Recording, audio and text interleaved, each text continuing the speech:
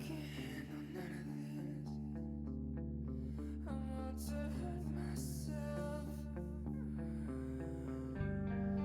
Lost some in the big night. Just a touch of your skin, creeping in the background, blowing on the wind. I'll sleep until morning through a crack inside.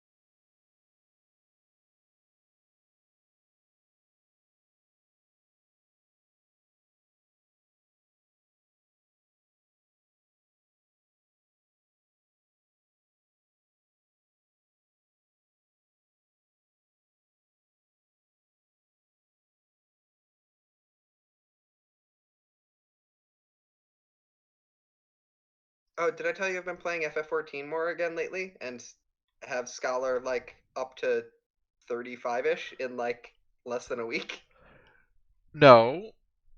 Hi everyone. That's cool. Maybe. That's fun. Depending on if you're having fun.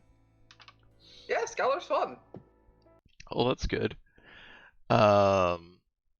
Oh It's a yeah. healer, so it means I'm allowed to play the game more than once every 20 minutes.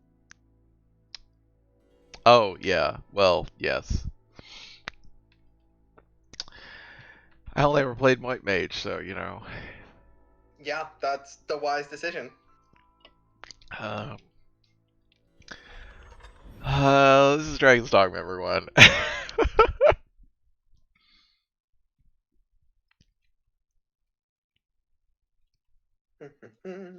All right, I can watch your stream instead of watching the stream on Twitch. Yes. You should be able to hear it. Uh,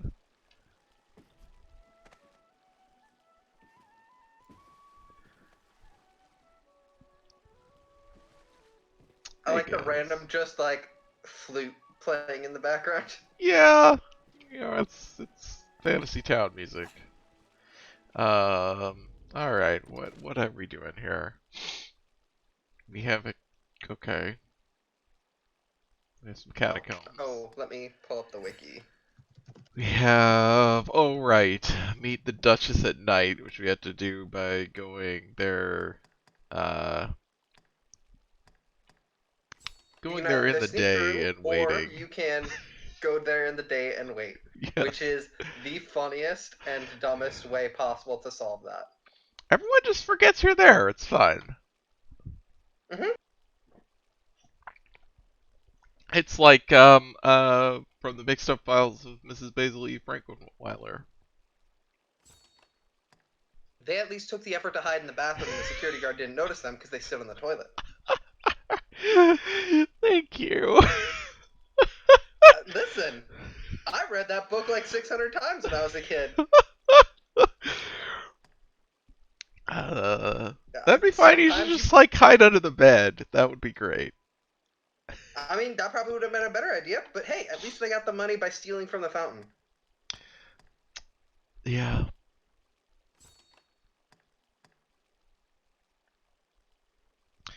Uh, okay, right. That's the how Getting can we to fuck over this landlord in court quest. Witch yes. Hunt is the quest with Celine. Uh huh. And I don't remember what Nameless Terror is. Idol Worship is just, I will tell you when you can do that one. Okay. There's just a specific item you need to find that you don't have, and you'll just find it as you play. Right, right.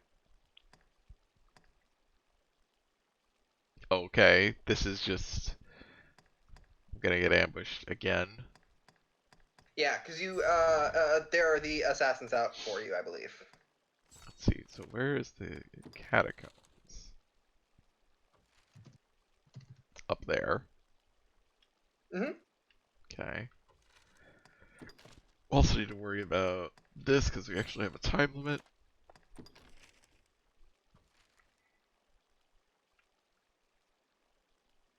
Although, so this is the guy who would fabricate evidence for us. Hmm. This guy, I think, was offering evidence in favor of the landlord. It is, yeah, or he is, yes. There is another dude in the city, the one who is being evicted. I believe he and his family live in the poor side of town now, but I'm not sure. If we got that one. I do not believe you did. Okay, it's not on the map. No, it wouldn't be, because it's just a random person. But do you remember where you met the dude in Salvation, like by the bridge? There's like the part that's Yes. underneath the bridge, and it is like kind of in the decrepit I part of know what town. it looks like. So Uh, if you pull up the map, I can tell you where it is. I feel like it's down this way. Maybe. I believe you're right. You cross the canal. Yeah, because it's Yep. fine.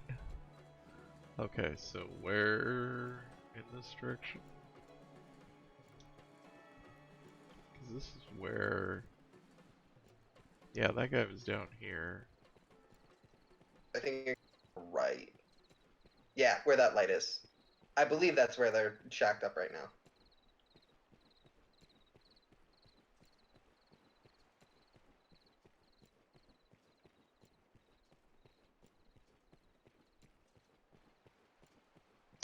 Oh. You do have double jump, so you could just jump and then jump right before you hit the ground. You just have to make sure you don't do it so late that you've already entered the fall animation.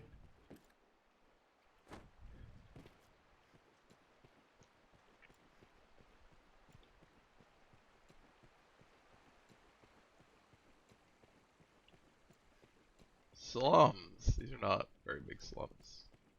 No, they aren't. Maybe they aren't here. Rip.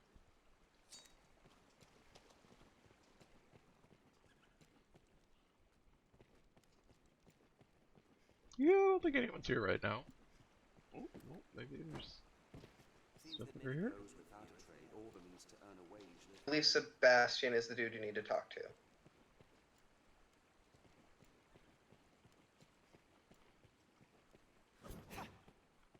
I think he's back behind you a little bit. Because he was... Oh no, never mind. Sebastian is just your dude.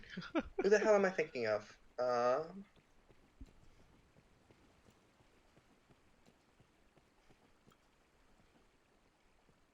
It hurts when your stomach gets too empty, so you eat. Meals and the long stretches between is what life is all about. Okay. You mind if I open your chest? Oh, this is not your chest.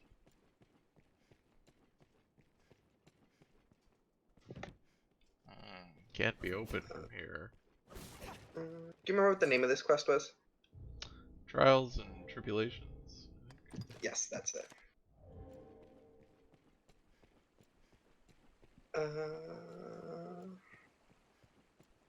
Okay, Jasper is the name that you were looking for. He is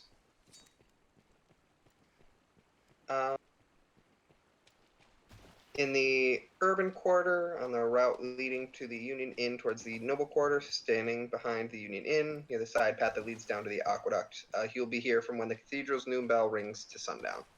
Oh, okay. So he's gone right now. Yeah. So yeah, we need to wait until noon tomorrow. Take care, you are soaked in water. Too late. Anthony, homie, water's like it's fine. It's fine to be wet. You can just dry your clothes off. You're vulnerable to electric attacks!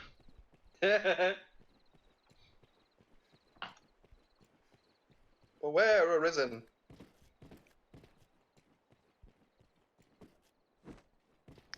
Alright, so we have the catacombs, but that's far away.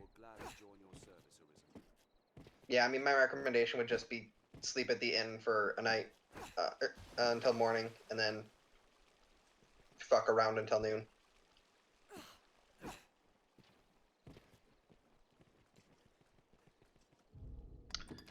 Yeah, because this is separate, this is also long. Don't know what's... Don't have a way to trigger that. Can't do that. Okay. My only recommendation for Witch Hunt is before we go, we should get a bunch of empty vials and go get spring water. Right. Because I believe it's an escort quest. Oh, of course. Oh my god. I forget every time. Every time I forget, and I don't know why I do, but I do. God damn it.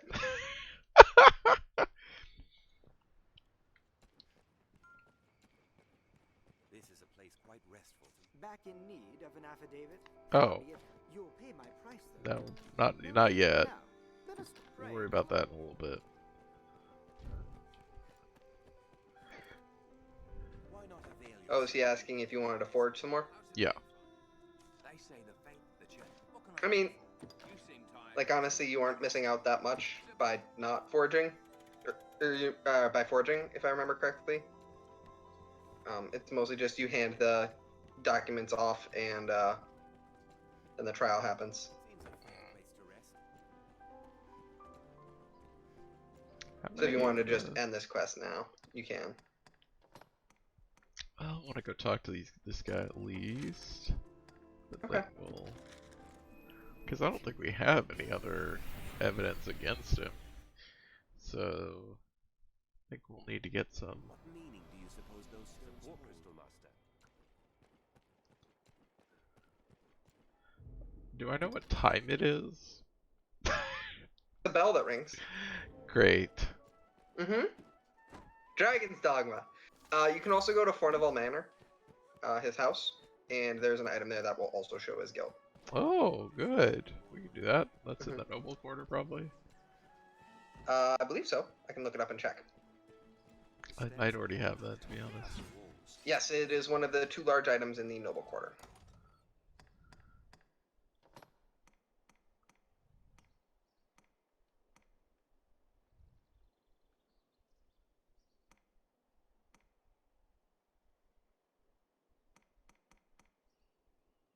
Oh, I do have one dirty affidavit.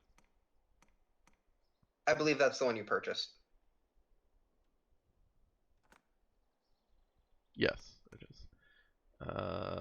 Militia friends from rich benefactor. I think it's their purchase to launder ill-gotten coin. From day to night, this area feels completely. Is that what I'm looking for? I feel like I It went... is called the Gift Ledger. That's what it is. Okay. I do have it. I Okay, got it cool. the first time I went to the noble quarter. I just searched Mhm. everyone's houses because I could. Yeah, that's fair. Thought it was like, well, here's the quest item. I was like, okay. Yeah, so both of those suggest guilt, and then Jasper and his family is like, there's a person with a yellow yellow question mark behind you. Oh, Oh, I think it's this just is Caxton. Never mind. the, Can be further he just wants his enhanced idol. with their aid. Ah. Oh, I think this is the catacombs person. You know more rumors. Oh, swirl, others, which? whatever the case. Okay. Being Celine, she's a very nice, sad young girl.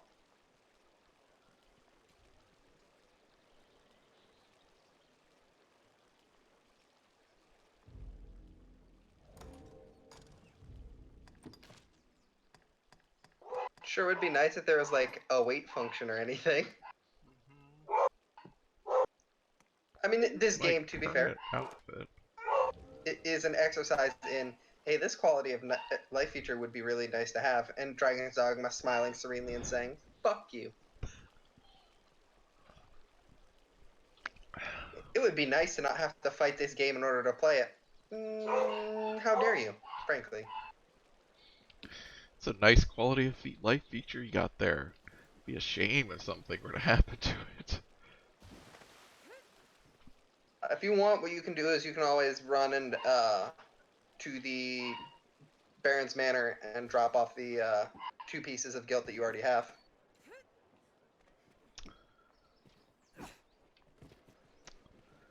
Well, I gotta run over there at a bit anyway. Sure. Oh, come on.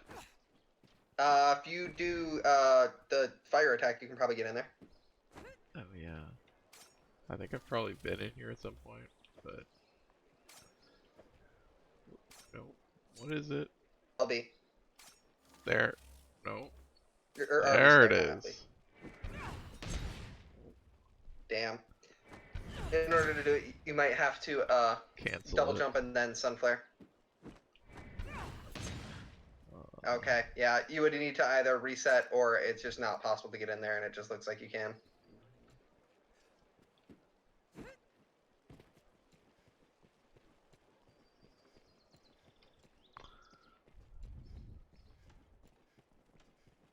You got fancy daggers. Mm-hmm. Hello. Can I help you? Adzeril. Then I bid you farewell. You have daggers and are a pawn, therefore you are necessarily bad at doing your job.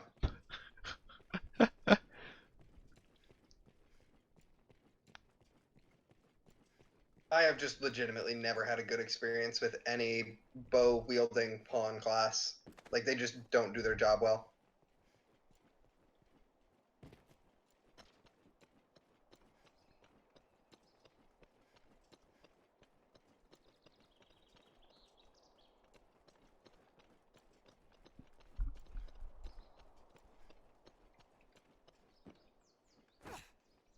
Well, I didn't make it.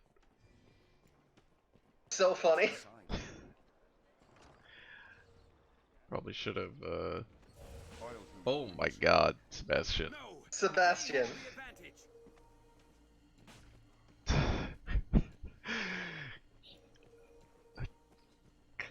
advantage. I guess we know the I answer appreciate to... Sebastian just like followed after you, and meanwhile Anthony like carefully found a ledge to jump down and was like, "Oh my fucking god."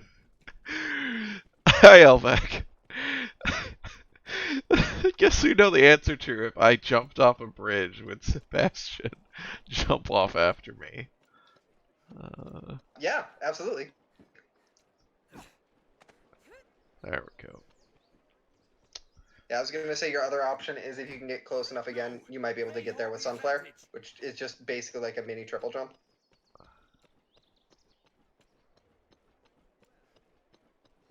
I shall restore your health. Hold on. Yeah. Oh no, oh no, oh no. It's fine. It's fine. Skyrim. Aye, the inn offers a clean bed. I do not, in fact, love Skyrim.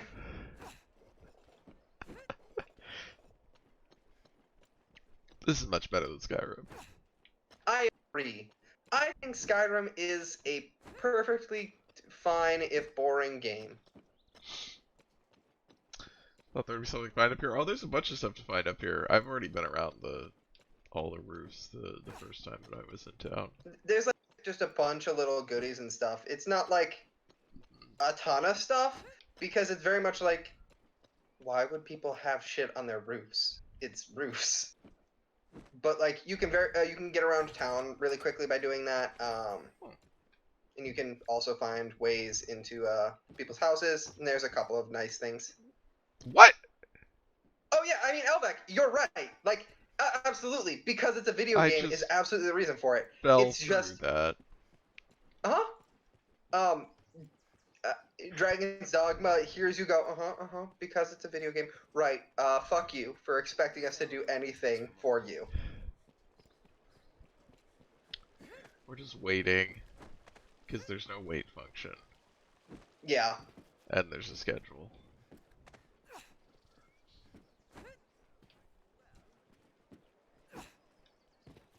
I'm gonna have to do this one more. Probably. It might happen again. I don't remember. What? Well, because we can either actually try and sneak, or we can. Oh yeah, we're gonna be waiting again after this. Mm-hmm. And not get to run around, presumably. Elvac says this game certainly has a weird tension. Yeah, I think that's a really fair way to describe this game.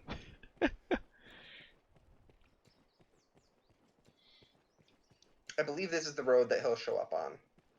His name is Jasper when you're looking for him. Well, I haven't heard any bells yet. But yeah, this game very much... It is a weird game because it is both aware that it is designing a video game for you, and also is, in a lot of ways, uninterested in fulfilling that fantasy. You can't push people. Yeah, you cannot shove him off the edge. That's like accident kill. Oh, yeah, no, that's extremely fair. The first couple hours especially are fucking brutal. This game's scaling is so fucked.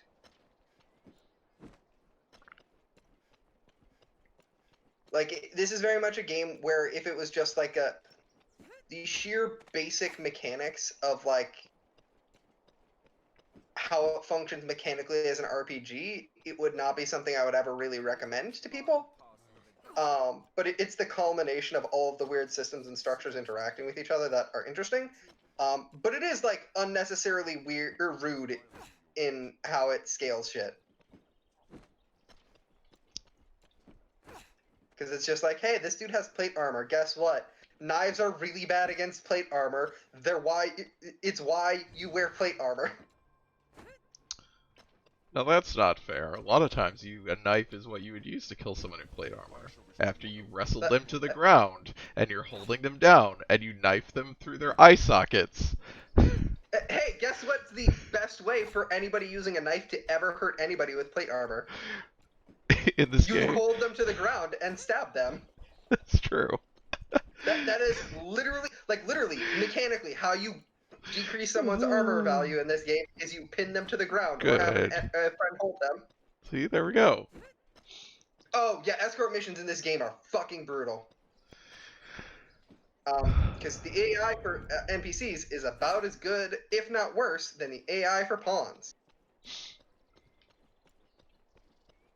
Yeah, if you did one of the quest board escort missions, especially early, they are just so rough. Sometimes you'll be like in the first section and it's like, hey, here's a chimera. Have fun.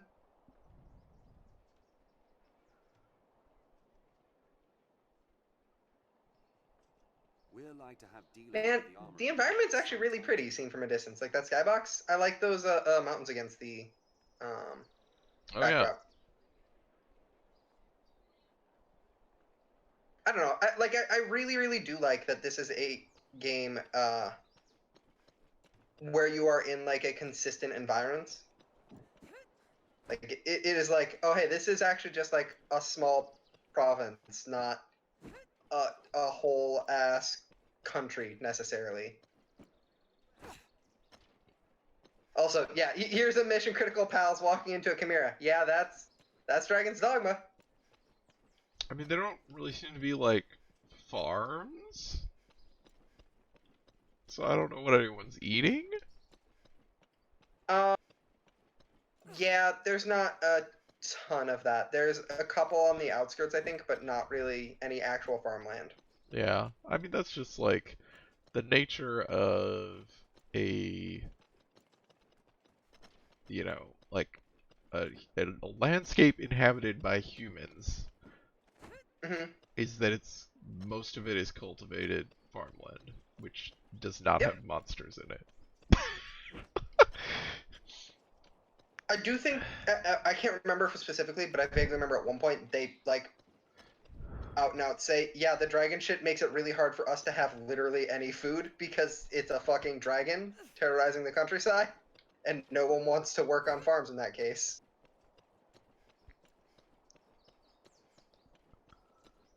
Which is an interesting, I suppose, would be an interesting tension if you actually had people. I guess that's, yeah. Classically, people do not like to go to cities. Cities are bad places to live. Yeah, they're really not great. Like people, I mean, up until, I mean, it's kind of hard to, actually get any hard numbers, but generally the estimate is that up until 1900, all cities had negative population growth before immigration. Their death rates were higher than their birth rates. Yeah. Because the health of the like. The bell is going off now. By Yeah, it the way, if you can hear is. I can hear it. And I mean, like, one of the big problems of like early industrialization is you've got all this. I do not believe he'll have a box over his head, so he'll just have to box over his head. He might not. I don't remember for sure. Wait, not that direction. He's like an older looking dude. He's got a like an orange cap on his head, if I remember right. This direction? No. It can be found in the urban quarter on the road leading from the Union Inn towards the Noble Quarter, standing behind the Union Inn, near the side path that leads down toward the aqueduct. So I believe that path, yeah. Oh yeah. Okay. Not you. No, it is not Sir Riffraff. Oh, maybe Oh, there he two. is. I can tell you little at the moment, I'm afraid. Well, Oh, huh. Ask anything, It is. dear Risen. If I can aid you in well, that's him. We must have bugged something out with his quest, or it must not have been like registered or flagged as completed because it wasn't actually like finished. Like you didn't evict them, Oh yeah, I didn't or evict him, so yeah. So I guess the quest just registers itself as unfinished instead of them being evicted in that fail state. That's annoying. well, there wasn't any option to not other than to like leave it, right? Could become a landlord. That's it. Oh right, I could have bought them out. Yeah. Basically, yeah, which I didn't do because I tried to murder the guy instead, but it didn't work. Okay, I guess we're gonna go buy some more affidavits. How many do we need? Yeah. We need 3 total or 4? 4 will guarantee it. The thing about the guilty one is, by and large, like he's going to get convicted anyway. So even what you have now, between the gift ledger and the affidavit, is probably enough. But 2 more affidavits would guarantee it. Okay. Well, I mean, it's not that much money. And with all the money you're saving on going to That's the right. It's like 2 nights at this fucking inn. Why are you like this? Oh my god. Or 20 nights at this inn. That's like being like, yeah, I could get a coffee and it's either $2 or I can get my 2-cent coffee from home. It's like, yeah, man, you could drive all the way home and get your coffee from home. If it took me 30 seconds to do that, I would do it. You know what? Yeah, that's fair. Tis only right. You'll not make A moldy affidavit. You'll pay my price. Oh, it goes up. Hey, His Rainer? price goes up. Why the fuck you keeping moldy affidavits on you, homie? You'll not regret it. Make good. That's a warrant affidavit. That seems they're- unsanitary. It's for flavor. I'm gonna be honest. I'm already not interested in eating an affidavit, but if you tell me it's moldy, I'm extra not interested, regardless of You know, what it's flavor like that mold adds. it's like staining a thing with coffee. The use of a magic item. It seems like a waste of coffee. To make it look old. All right, Neil Caffrey. Right, there you go. What, Sebastian? Leave me the fuck alone. I'm setting up the camera. This is a place quite restful to my kind. I was saying something about industrialism at some point, but it's fine. That people historically do not want to live in cities. Yeah, well, it was a big problem with early industrialization. You want to go to the noble quarter, right? back to the king's buddy.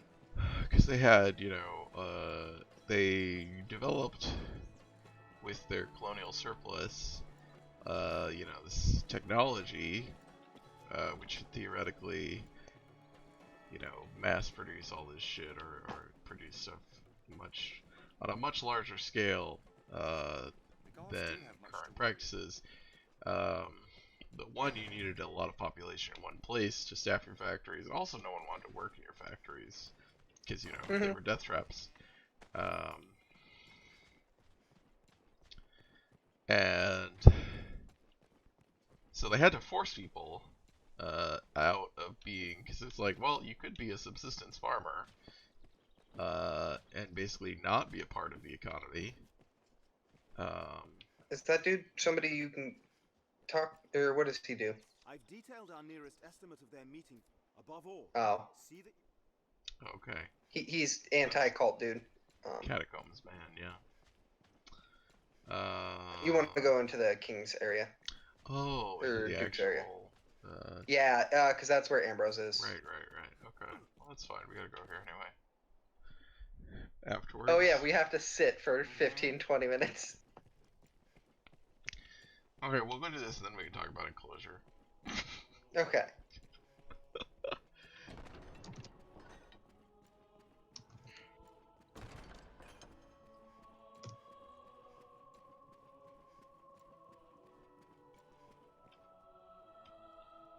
You are to see me for yours. I speak for his grace. Pray, make your Yes. choice, sir. I would ask you to seek out material the inquest had.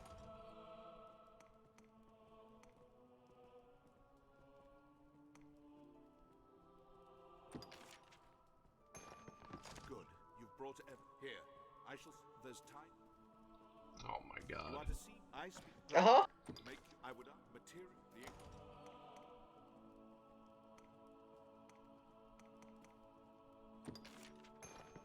Good. You've brought here. There's. You are to see. I pray. Make your choice. I would. Good. You here. There's. Forgot that it's literally possible to measure or to estimate the time of day by the position of the sun's shadow or the position of the stars. Good. You brought. Well, of course it is. There's time. Uh-huh. Alright. Just the fact that they literally made like constellations and stuff in a consistent star cycle that is like visible and noticeable is incredibly funny to me. He'll go no further. Okay, buddy. Okay, where do I have to go for... Pulling up right now. You should know you are the first I imagine she has. So indeed, yes. Oh. Wait, no, it is get to her room. Make for the Duchess's chambers. Yeah, that was her dialogue when she was asking you to meet Eleanor in the garden. Yeah, which you've already done, obviously. Okay, so to get to Eleanor's chambers, head through the audience chambers, up the stairs to the left, and through a small door in the side room. Oh, okay. From there, head upwards. Bye, guys. Don't mind me. I'm just... It's cool. I'm just running around. I'm definitely allowed to be up here. Um, The Duke loves me. And the Duchess loves me, too.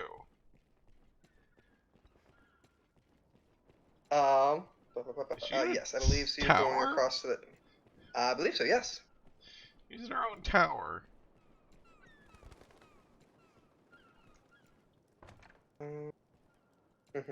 Eleanor's chambers are in the tower at the other end of the bridge.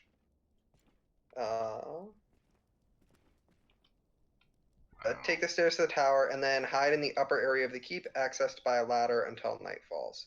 Oh, I do need to hide. Yes. Well, see? There you go. I don't know where I'm hiding. Where's the ladder? I think you have to go back across the bridge. Oh, and then hide in there. I think there is an upper part accessed by ladder up there.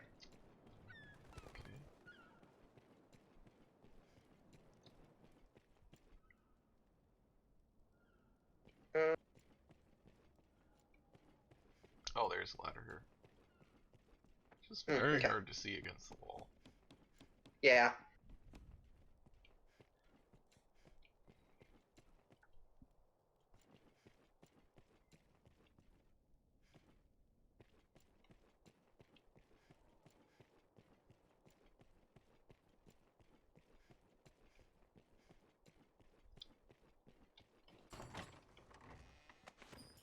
War bugle? To rob a king of his war bugles. Ulrich says, "Whomst among us would not want their own tower?" I would love my own tower. I'm gonna be real here. I would love that. That would be great. I mean, yeah, it just, you know, in the context, it doesn't feel great here. It definitely feels like she's in jail. I can't climb on this. You cannot, no. Come on, game. I know, it's cowardice. Oh, I can't even jump here. Wow. You cannot now. That's unexpected. Okay, we gotta wait until nightfall. Mm-hmm. Oh boy. How long is the day-night cycle? Okay, so day is roughly 32 minutes and night is 16 minutes.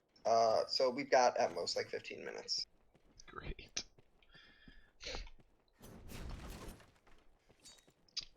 So enclosure.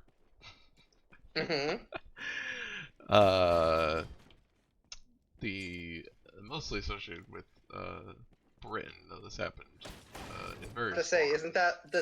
isn't that one of the many ways the Irish or the British fuck the Irish? Probably. I mean, it happened across England as well. So basically the way that agriculture in medieval Europe worked with like villages and stuff was they had a lot of land that was in commons, Mm-hmm. uh, which was used for various things. Uh, grazing, as well as they would, kind of rotate crops, and people would a lot of times have like strips of land, like narrow strips, that was kind of theirs that they could grow on, but then so that everybody would kind of have like a piece of like, if you have a field of one kind of crop, everyone's technically like got a piece of that field, but they're, Mm-hmm. all working. Generally, splitting up the work of, like, it's not like you just went and tended your little strip. Um, and all this obviously is complicated by the whole feudal thing because the land is like, okay, the land is owned by the king and then basically subleased hereditarily to, the dukes and the counts and the lords and whatever. And all this, but they have, their own contracts with the serfs about how the land gets to be used in this stuff. In some places, they have the land outright. But yeah, so the plan that a lot of the British landlords come up with, who are also the factory owners, the early industrialists, because they're of course the ones with money. So the aristocrats who, hi Mary, the aristocrats who got it, who understood what was coming, basically, uh, which is that's the thing about talk about the sort of class conflict of the bourgeoisie overthrowing the landed aristocracy, which is more of a, their elements of landed aristocracy that recognized the change that was happening and the ones who refused it. Is this Dark Souls? No. This is Dark Souls if Skyrim tried to copy Dark Souls and then had about as much jank as Stalker. I was gonna say, this is like the Stalker version of Dark Souls or something. No, Mary, the difference is Dark Souls 2 is very good. uh,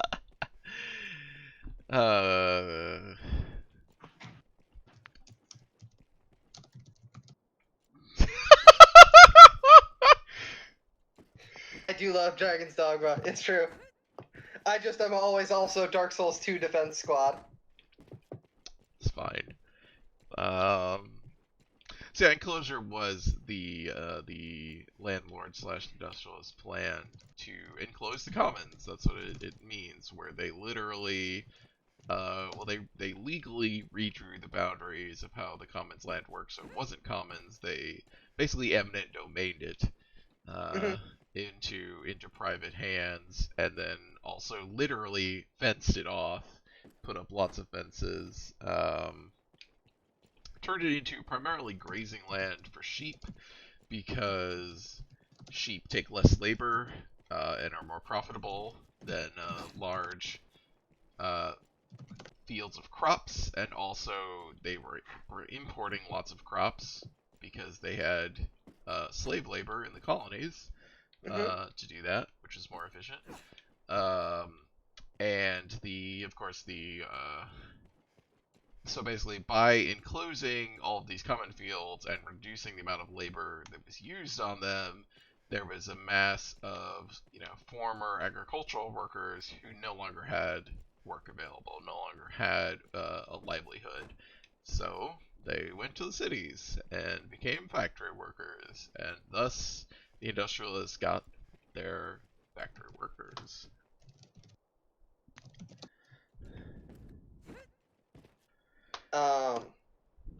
Mary, what we're talking about is the way that people kind of had to be forced to move to the cities because cities, for the longest time, fucking sucked ass to live in. Mm-hmm.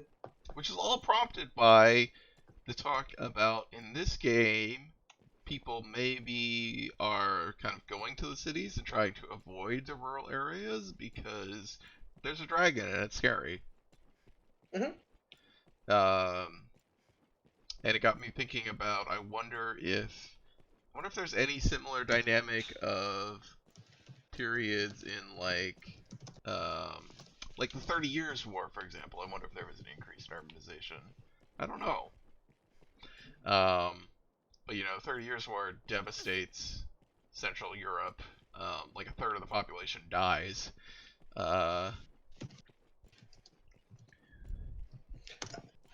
Elvek, so you say that. Actually, I'm pretty sure there was a Dragon's Dogma 2 already, and it was an online-only Japan exclusive, if I remember correctly. You think is it nighttime yet? I mean, I can see stars. It's getting pretty close. I think you're about to.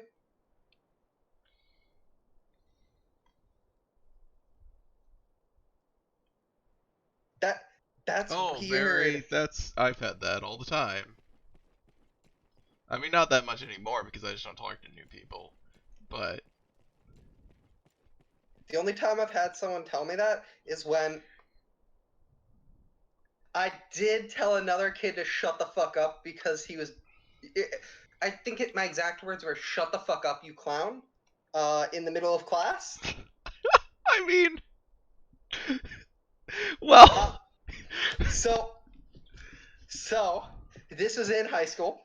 It was my American Issues class, and I mean, I'm not criticizing you for doing it. I'm just saying I think that's a fair evaluation to make at that point. Listen, I'm not saying they're wrong. It's just funny because, like, most of the time people just thought I was annoying. But yeah, so this kid was in my American Issues class. This has got to count. We got to be at night now. It does, yes. Okay. We were talking about abortion, and he just had the most ignorant ass monstrous opinion. And me and my friend, he always had the most whack fucking opinions. And me and my friend both were so done with his shit that we both were just like, shut the fuck up at the same time. And my teacher was trying so hard to not fucking laugh. My warrior has come for me. You must think me a shameless. Like, he pulled me aside after class and was like, listen, I understand, but you can't do that in the middle of class. And I was like, I'm sorry, he should be less of a clown. And he was like, I don't really have anything to say to that. What's happening right now in the game is we snuck into the Duchess's bedchamber. The Duchess, who is the farm girl who just recently married the king. She's from another country. Yes. She called us here.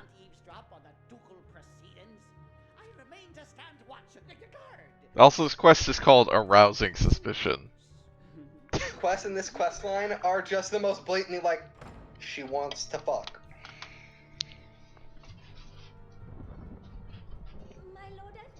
I believe you'll have to make a decision coming up here soon, too.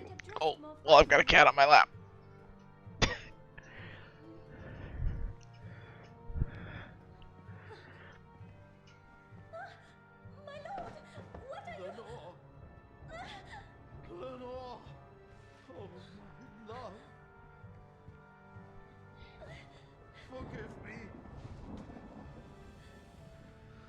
Does he have an old dead wife?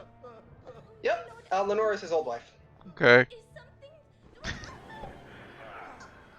So this is the decision you're going to have to make. Are you going to interfere? Forgive me! I was wrong! I take it back, Lenore!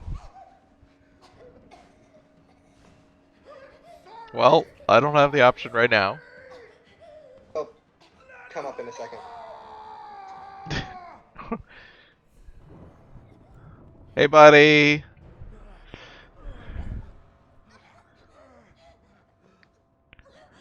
Look, we'll both never speak of this again. Or you won't remember this because you're...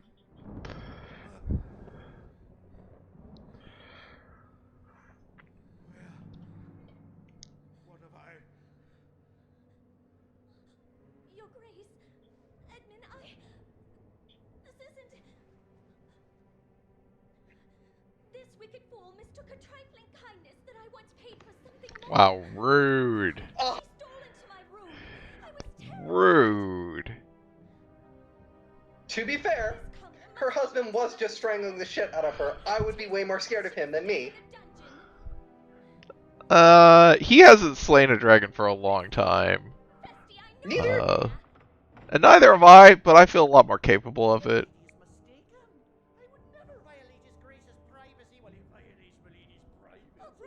I'm just saying, I think I could take him. He's an old man. He's like 200 years old, I think. Okay, admittedly, that puts you into the scarily old territory. Let me look at how old he is. Man, I'm going back to prison again. What have we here? Friend of the Duchess, sneaking off to her chambers for a cup of tea. Must be a fine tea. What to come This is a this weird way game. dead of night? Yeah, it is. Perhaps you seek refreshment of a different sort, like a turning the sheets with His Grace's own wife. Damn, you're tougher than you seem. Perhaps there's aught to this arisen business after all.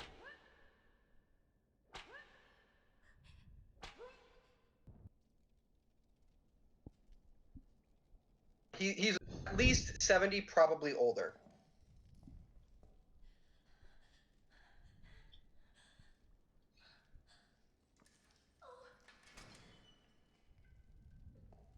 Hey, super sorry about throwing you under the bus like that. How did you get in here? She has the keys. What have I done? That's not an answer. She's the Duchess. Betrayal. But I was certain the Duke would cut me down where I stood had I not spoken so. To be fair, you did sneak into her room to fuck her. Like, the Duke was not wrong in reading that situation. I don't know.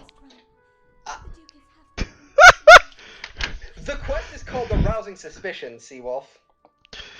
It's like pretty blatant.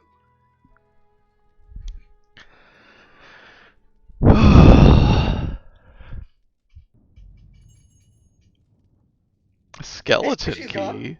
Mhm. Well, that sounds fun. What? Do as you're told, and a bit of coin will buy you freedom.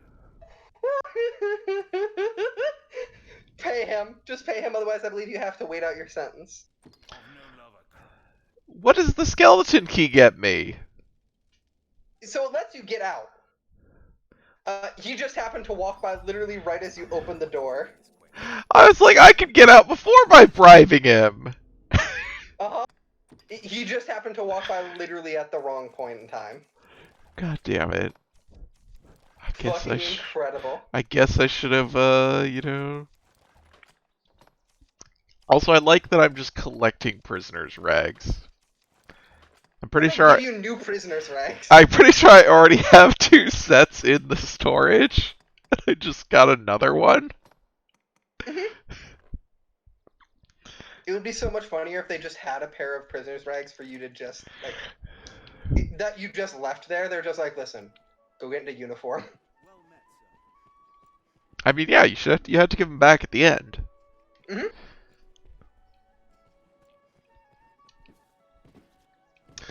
Okay. Well, let's see here. Yeah, we did that. Guess we're going to the So- catacombs. Yeah, catacombs and witch hunt are the two big ones.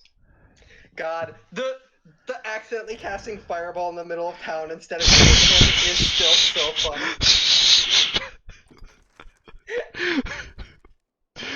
It's so good. I mean, it wasn't an accident exactly. I mean, I guess it was an accident, but also like, you know, Intended consequence. I didn't know I didn't mean to cast fireball. I just wanted to learn the spell in the grimoire. And you did. No, I did not learn it. I cannot cast that again. I mean, you learned what it is.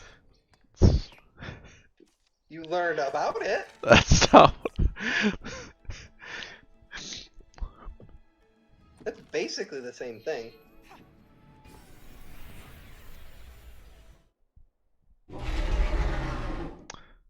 Hey, Shoujo. Hello, everyone. Welcome to Dragon's Dogma. Yo.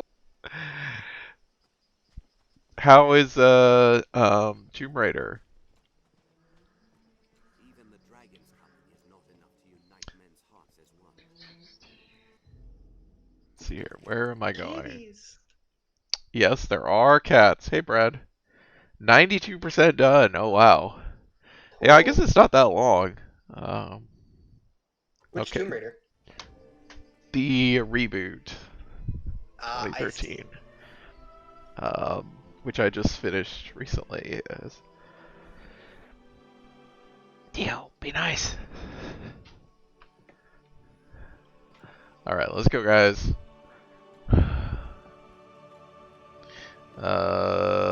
Let's hope we don't get attacked by, you know, whatever. What was it? Like a griffin or something? There's a lot of things that can attack you. Most of them could make you have a pretty bad day. Rosa just sort of sitting there like, this might as well happen. Sometimes she does get very frustrated, and sometimes she doesn't. Mm-hmm. Same. Didn't we come over here before? Oh, I guess we went to here. So we have been here before. We just didn't go in. Yes, I believe so. Wolves. I don't see the wolves. Mary says, too comfy, can't bother doing anything about this. Yeah, that's me most days. Oh, white orchid. Is it? It's an extra mean wolf. I guess.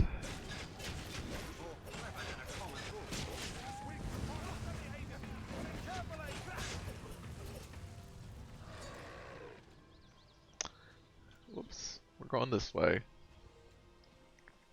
I mean, listen, it doesn't take... I was gonna say, wolves in general aren't particularly bloodthirsty. Yeah. I don't think, I mean, I don't think most animals are bloodthirsty. Sure, yeah, you're correct.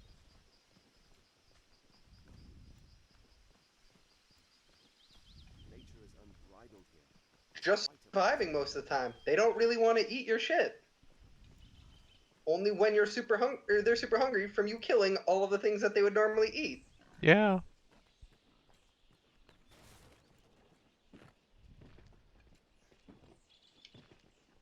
Yes, it is Elbeck. Nature is mostly just vibing, is the big thing.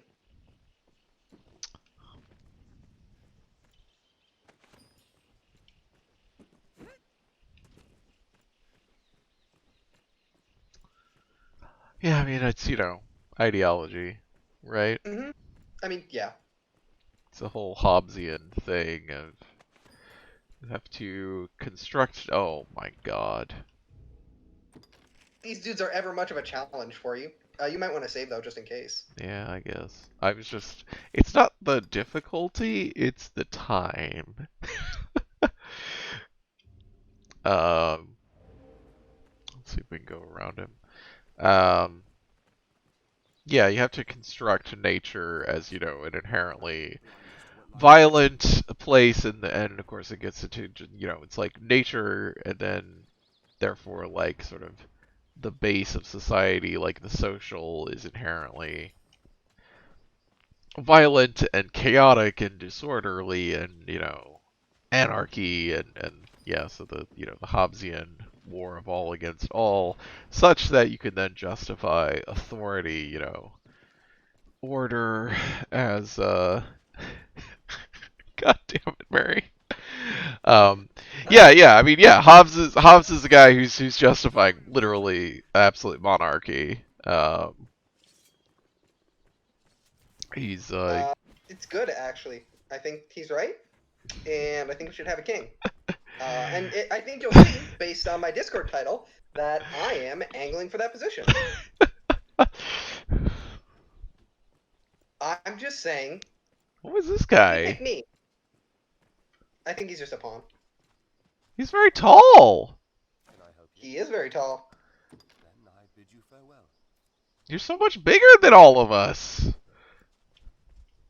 I'm just saying, you know, if we have a king, we can kill a king and get a new queen. I'm just saying it's an option. You know, everybody deserves to keep their options open.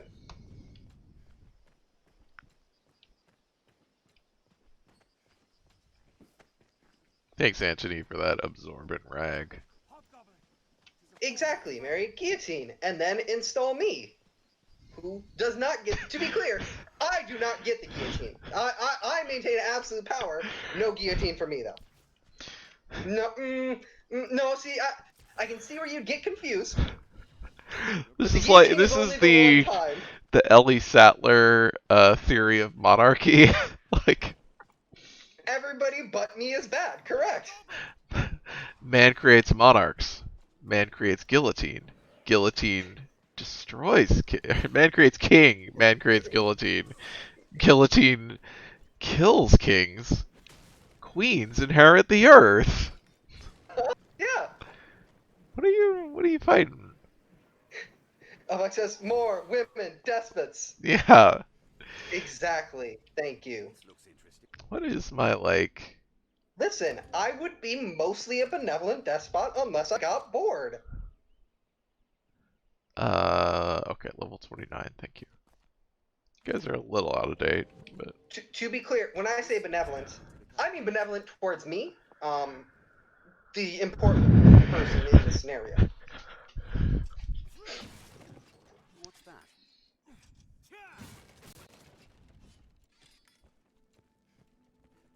Mary is continuing to say guillotine, and listen, tough but fair. Prayers for those who rest here in the catacombs. We must find the one controlling the skeletons. oh, we gotta go kill a necromancer. Stephen A. Smith voice, but guillotine.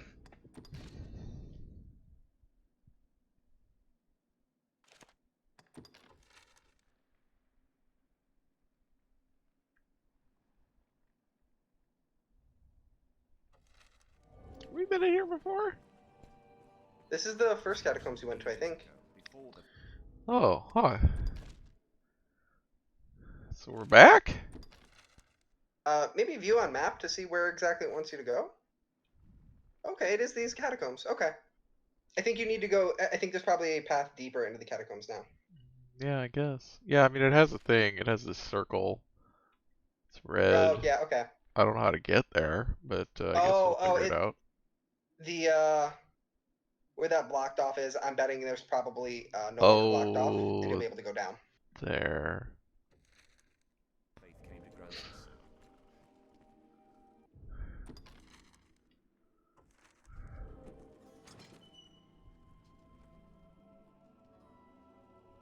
I would not go down there, because you will die. Then I gotta go all the way around. It says there's a ladder here. Long ago, Is there I no- believe that ladder is the elevator. Oh. That's You can always unfortunate. save, try and jump down, and then try and double jump at the last possible second. Well, I think the problem is it wouldn't bring my pawns down. Listen, they would come down, perhaps less gracefully, and we know for a fact Sebastian at least would not teleport. Sebastian thinks leaping off of high objects is a very fun Yeah, idea. I was running around the roofs for a long time earlier, and they did not ever teleport to me.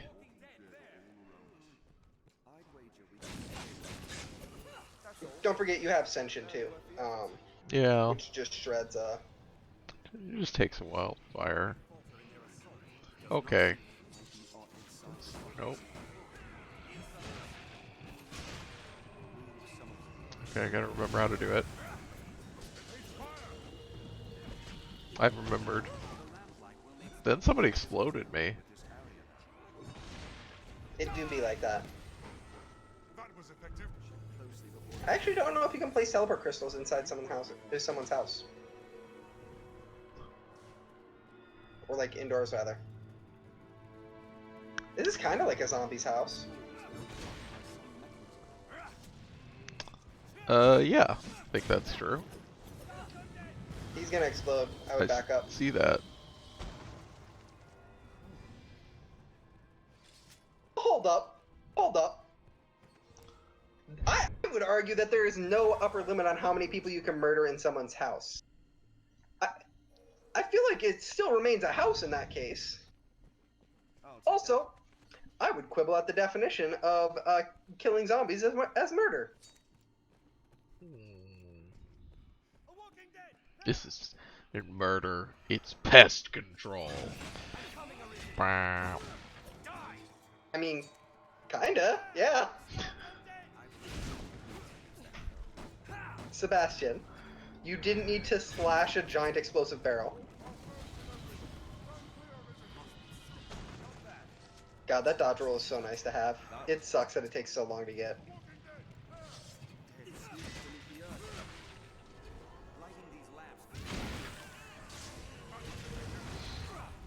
Creature says they're already dead. It's just extreme morticianing. I think it depends on the what you The would call it. sapience of the zombie. I mean, yeah, basically your what is the nature of your undead? It's a very important question. Obviously, if they have sapience, they're people. Like, yeah, of course. Yeah. Are they I think you can open corpses door to that your have side, by the way. been you know, basically are they basically robots that just happen to be made out of former people parts, which is like kind of the baseline like D&D zombies and skeletons, or do they have, are You're they right. I believe is what you can go down. what? The door to your side that was marked as a dead end. I believe you have the key now, so you can go down there. Oh, Wait, but you have what? What the fuck? use the key you've obtained to enter the catacombs. Did you put it in the? Did you my put it in God. storage? You might have put it in storage. I might have. I don't remember doing so. Oh no, I have key to the catacombs 2nd level. No, I think that's it. Let me pull up this quest. What is it called again? Rise of the Fallen? Did say it's on the 2nd level, so maybe I have to go down. Oh yeah, we're going. Okay, Oh, okay. we're going It will down. let you go down. Never mind.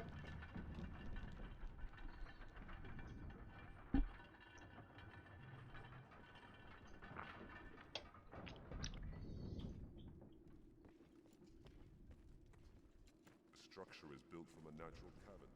'Tis half a labyrinth inside. Zamir, your voice is so deep, homie. Here and there with age, what's more, 'tis a lost place.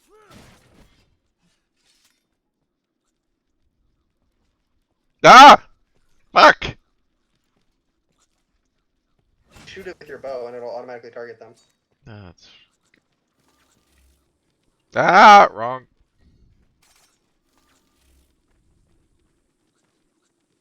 What do I want? I want this. RT to fire. Oh, I mean, Well, okay. I was... Or... That's what I was looking for. I was looking for the multi-target. oh, I see. I was trying to remember which one it was that just goes... So, let me show you explosive bolt. So pull up or use explosive bolt. And just shoot it at anything. Honest business brings a man to such And now shoot just a regular arrow. Oh. Well, Shoot explosive bolt at just like the ground or something then. is it like it primes? Yeah, and then you shoot it with a regular arrow. Well,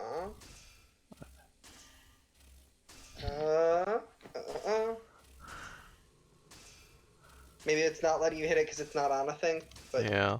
let me just pull it up. I want to look at the specifics of how to do it. that dwell here. The place holds a dark power.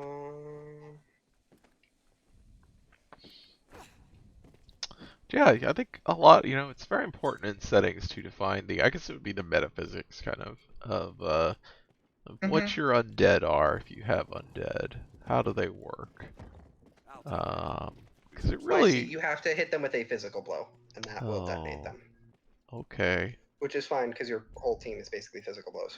Yeah, have fun, guys. Spoken a word, Mhm. not a word, I swear it. You must believe me. Sorry, but you were saying? I'd no idea that was the original. How could I use the key? Please. I don't know if we should actually open this. Gun clear. I'll use fire to burst it. No, they hold the advantage. Are you sure? Sebastian, They're it all seems dead. Like they're all dead. Undead are still sentient, and you're a monster. Hold on. To be fair, we murder lots of sentient and sapient people too, so like... Again, in D&D, I they're guess. not by default. Well, basic zombies and skeletons aren't. They don't have a soul. They don't have any person. They don't have any. The mind and the body split at death. A mind is a ghost. A body is a zombie, and then eventually a skeleton. There are intelligent undead, vampires and liches Fucking and ghosts. revenants, and well, yeah, and ghosts are intelligent. Oh no, there was a ghost down Oh, the hallway. great. At least you're We'll a come magic back archer to now. that. Oh, this is a new path. You're a magic Interesting. archer now, so you'll actually be able to hit it, which is Yeah. nice.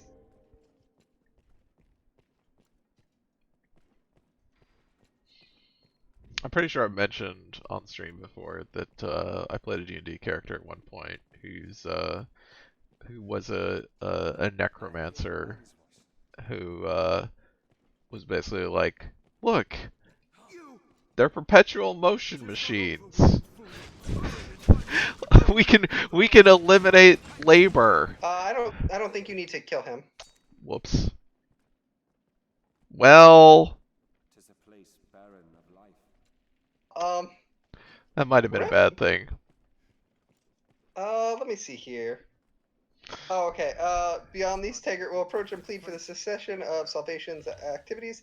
He is likely to then flee the scene or cower in sphere. Oh. Rip. Some guy in hooded robes rushes at me. You know, sword first, ask questions later. We have the second key for right now, so I don't think we need to go to the Black Cat. What? Yeah, you can, as long as you have one of the... So Taggart gives you one of the two keys.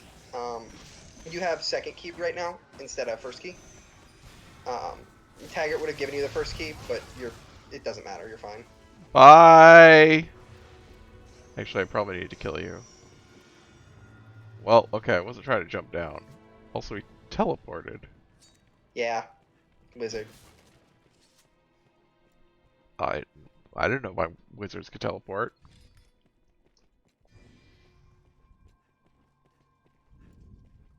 I mean, Yes, pawns should be able to teleport, but Mary, again, we come back to this is a game that is not interested in anything convenient for you.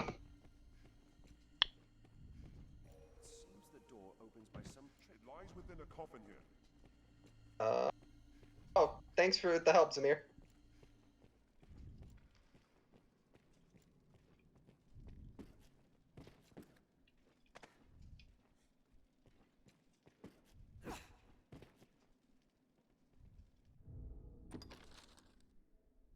Oh.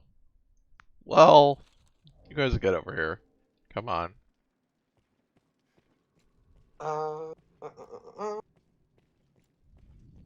Open the sarcophagi scattered across the area is what you have to do.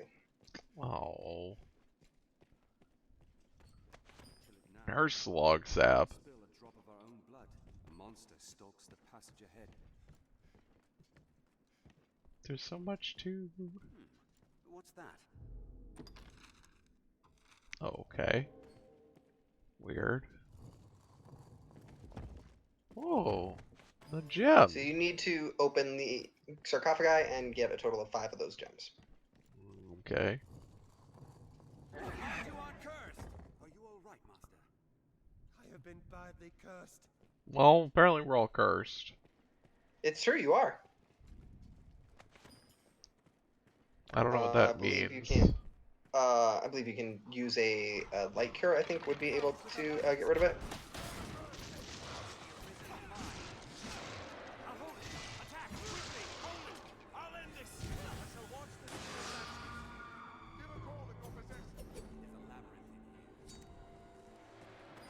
I've learned new techniques against that foe. Where are you guys There, going? you just dispelled it. Oh, hi. Yeah, so what Sentient does to ghosts is it momentarily dispels them and disrupts them, and also does a shit ton of damage. So it's very good. You just need to make sure you finish them off.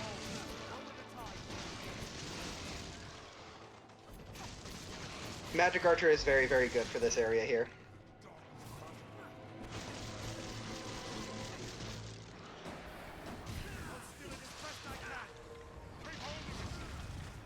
It draws the life from its host. We need magic to fell this beast. What beast? What are you The fighting? Oh, there's another ghost. Yes. I can't see. I'm glad you guys dealt with it. Thank you.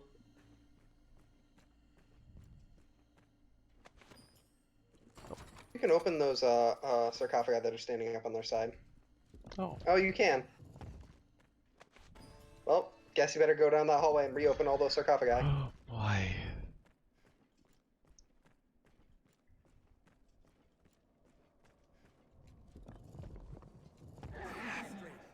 Fails me. Mind you aren't cursed.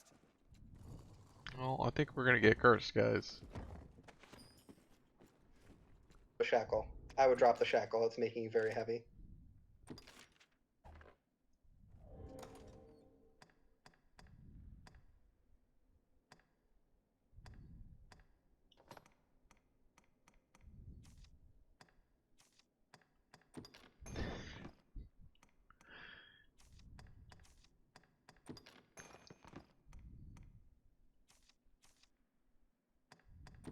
Mary says you have nothing to lose but your shackles themselves. It's too bad your gift sub expired, Mary.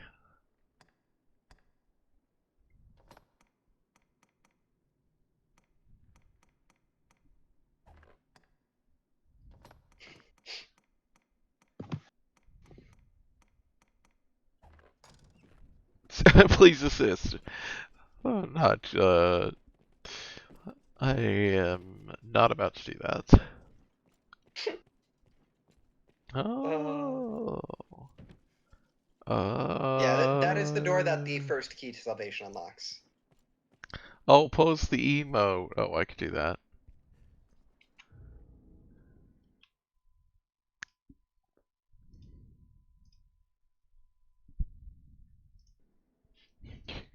You're welcome. Oh, Seawolf, you've been subscribed to Seawolf for 34 months. My strength fails me. It's a s- Are you all right, Master? It says you're a 34-month Oh, okay. subscriber. Yeah, I guess that's okay. I was like, is that? I guess that makes sense. I've been streaming about 36 months. Yeah, that would sound about right. 2 months to get affiliate, I guess. Mm-hmm. Think you need 2 more gems? I mean, it's not very hard to become an affiliate. Yeah, partner is where like the big Yes. blocks are there, or aren't there? Yes. An affiliate is just like, you just have to stream a certain amount of time, basically, and technically get a certain amount of followers, but it's very low. Mm-hmm. It doesn't have any viewer requirements. Partner requires, like, Right. you know, Partner requires 100 like really average consistent. viewers. Yeah. Yeah. It's a lot. Oh, it has to, oh, Well, it does have, okay, I don't think it did when I got it, but now it does. It might have, so it does now. Average of 3 per stream. what does affiliate even do for you? Like, Well, you is can it have just subs. you can now subs and stuff? Okay. Yeah, so you can have emotes. I think there's some other stuff, but I don't remember. Mm-hmm. Hey, now you have enough for like 4 nights at the No, yeah, inn. three viewers is a thing that would take you a bit, depending on, you know. I mean, listen, nobody fucking wants to watch me play like mahjong when I stream or something. So yeah, 3 viewers would be a good I time. would watch you. Are you all right, Master? Mind Thank your you, own Seawolf. first. That is very sweet. What's that?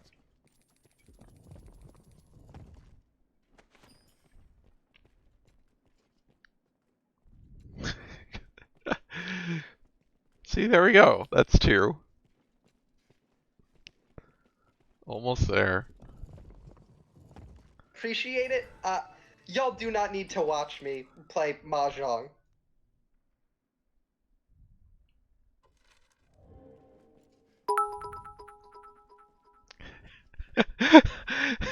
That's hi Jay. Thank you. Yes, you can also get bits. Mary, to be fair, I wouldn't watch me. So like, I do not blame anybody else who's like, you know, I'm okay.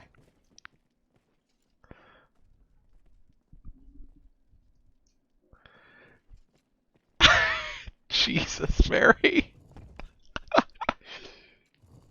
No, she's right.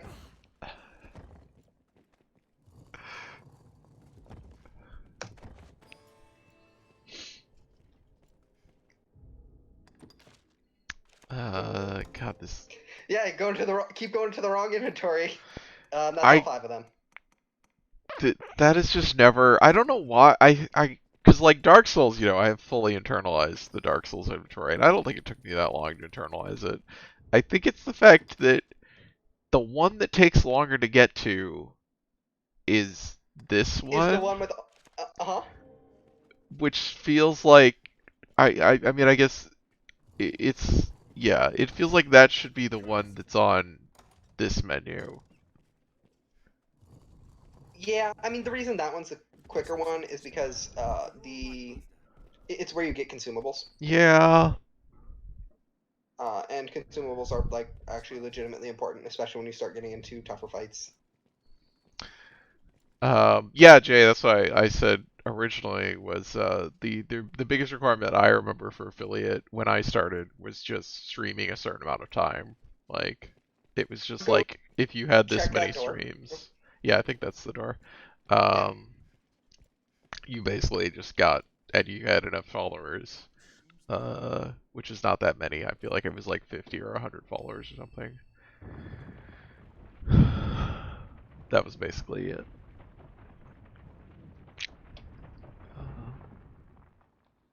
But I think they made it a little bit more. You have been badly cursed. Anthony, we get it, buddy. You're very sad. I guess we could have uncursed ourselves. Possibly. I could look at what consumables we have. Tis an honor to have you come Alrighty, and here's Ballsack. You here seeking the So it is. Or to just come to rid us of a few traitors. My thanks, by the by. I see no call for secrets. They were self-evident. He's thanking me for murdering that guy. They are Yeah, he's like, oh, sick, thanks, I appreciate it. all in preparation for the day of reckoning to come. You shall have an honored place among them, Arisen. Aye, your bones shall lead the march as the Red Dawn breaks. Oh, you want to animate me? No, no. Dude, I lose all my levels if you make me a zombie or a skeleton. Unless you make me a revenant. If you want to make me a revenant, that's cool. Well.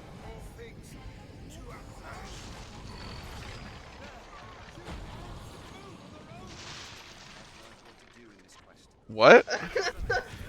So that fight, if you don't have Sensation, is way meaner, because zombies, the skeletons you summon are, like, super, like, resistant. They're very strong skeletons, and skeletons in general are a motherfucker for any physical damage, especially any physical damage that's not blunt, and there's not a ton of blunt weapons. If you have Sensation, however, you just sort of get to ignore that. But even without that, I feel like you could just walk up to him and just fucking stab him. He had like no health. Oh yeah, no. If you get to him, it becomes a much easier fight. It's just the fight can be a little rough if you can't get to him. Oh. So the one thing I will say is it may not be a better dagger still, just because yeah, your magic stat. It's not. In general, a lot of daggers won't be better, just because their magic stat will be way lower. I mean, even just like raw stat wise, like the combination of those two stats is less than my combination. Yeah, but your dagger also has 2 upgrades on it. Yeah, which is like really true. significant. You might be able to Fairy Stone back. Oh yeah, that's true. Okay. Because yeah, I mean, problem solved.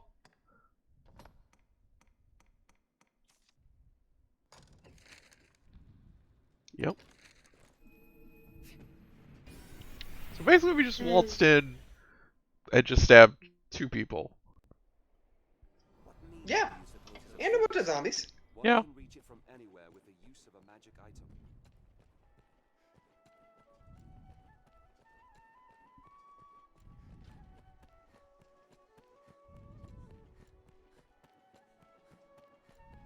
Now, where shall we head?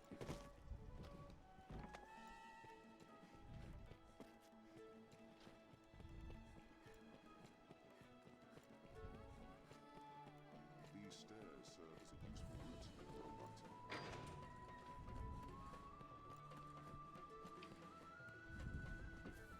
Where's my man? Well met, sir. The catacombs are cleansed of rats, thanks to your efforts, Arisen. The roads, too, are all but free from the skeleton warriors. Francis is safe for the moment. The documents they left behind shed some light on Salvation's actions, as it were. It seems the skeletons were an attempt to bolster their numbers. Grancis really sounds like a I don't know, like a router brand or something. Yeah, it does. What's more, it was their own members' bones they put to use. Newly joined believers made living sacrifices. Yeah, that does not sound very effective. They were turned from flesh to living bone by some dark You go to a cemetery. part of some experiment. The writings claim that bone warriors wrought from living men are stronger than those come from corpses. Even for a cult of madmen to visit such atrocities upon their own. It is a horror, and one now hopefully at an end. Again, you have my thanks, Arisen. Pray, I've gained quest knowledge.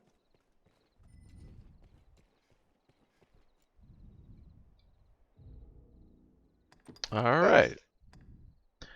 Oh boy. That's probably what we need to do. Yeah, Witch Hunt, I believe, is the next major quest. Let me see when the fail point for Witch Hunt is. Oh, I mean, we don't have to do Witch Hunt yet. Like, if you want to do it later, you can keep progressing with the quest. The only quests that fail are the conspirators and supply and demands, if you have either of those.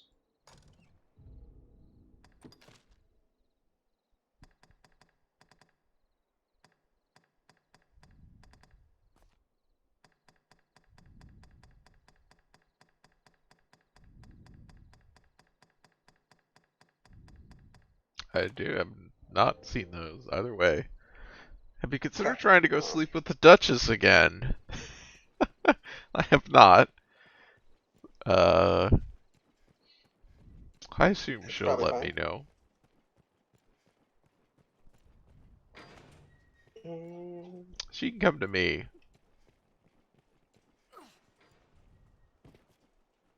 You will know when there is another quest to do for her. Yeah, see?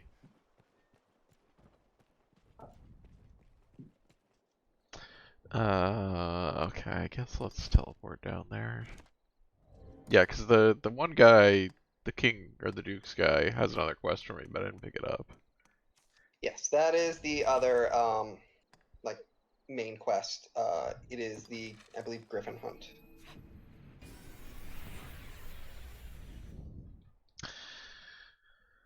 Oh, we should get. Oh, we can't get pawns here, can we?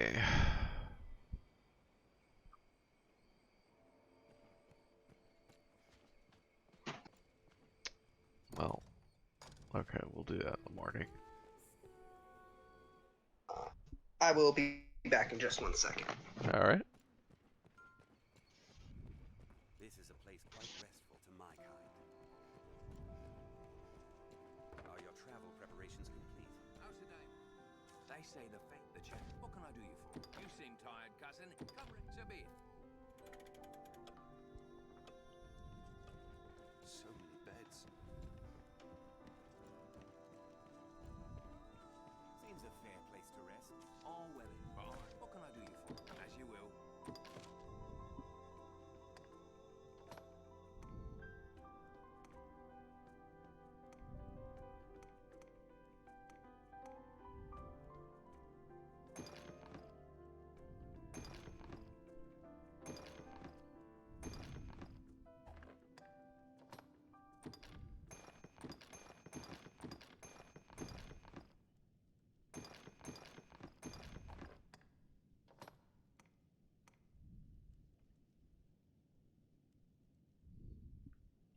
Putting that away. Yeah, I don't think we need those.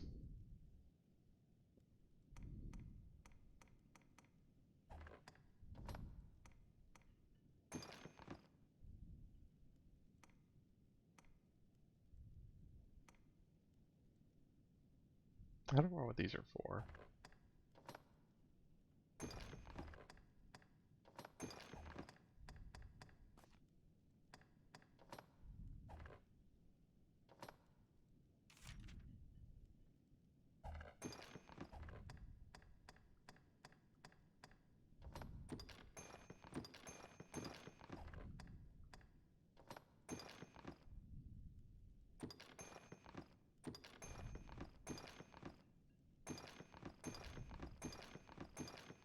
Yo, I'm back. I have root beer now.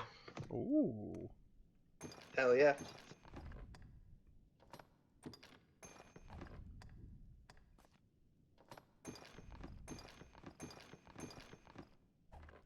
Albeck, if you come here, you're welcome to some of mine.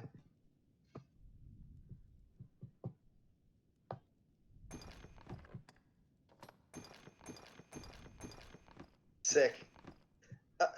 So the brand of root beer that I actually like the best is it's 1919, which is like expensive ass root beer, but it's very good.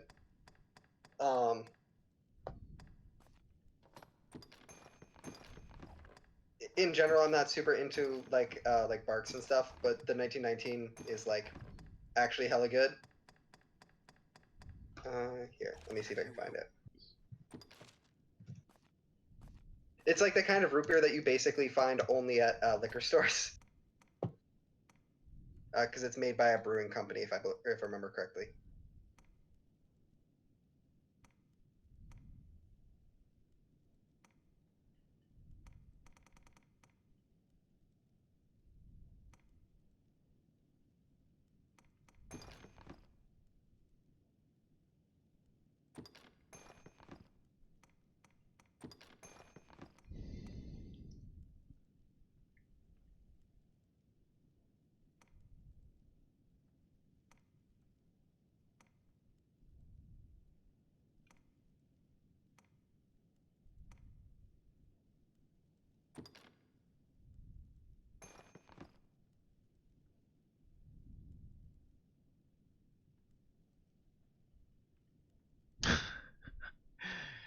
Well, hopefully water is available, Elvac.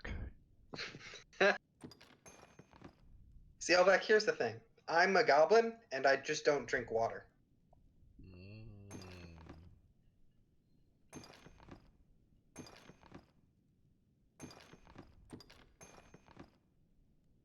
You don't want to just hold on to the rotting meat that was just in your inventory? No. I don't get why not. As you will.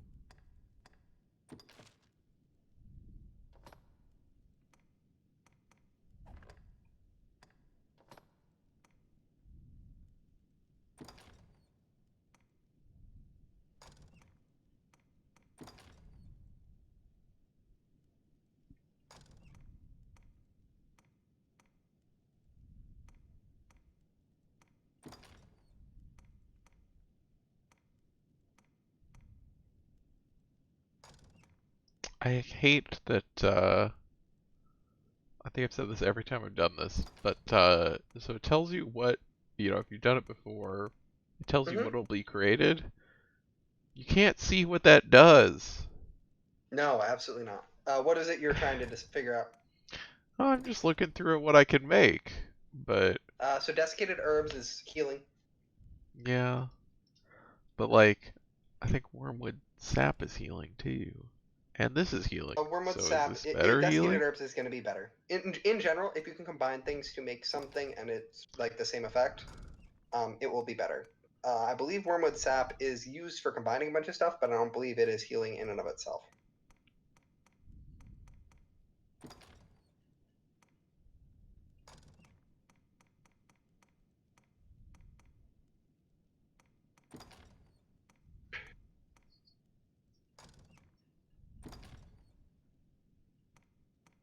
Curious wine? What? It's the sort of Oh. wine you drink when you really want to know about somebody. Just you got to find out more about them.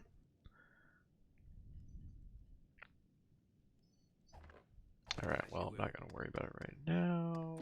Oh, do I get, No, okay. As you will. It might be worth depositing a little bit more. As you will. Well, I Just deposited a because you're lot like of right on the shit. limit.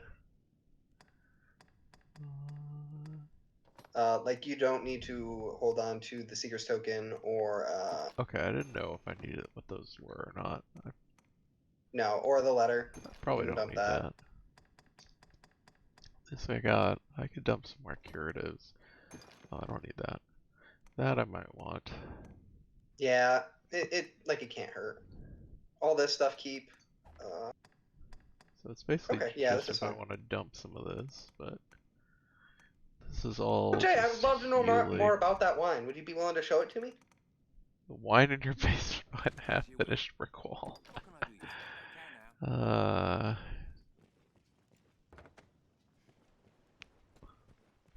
Why not a That's maybe the funniest fucking story he's written.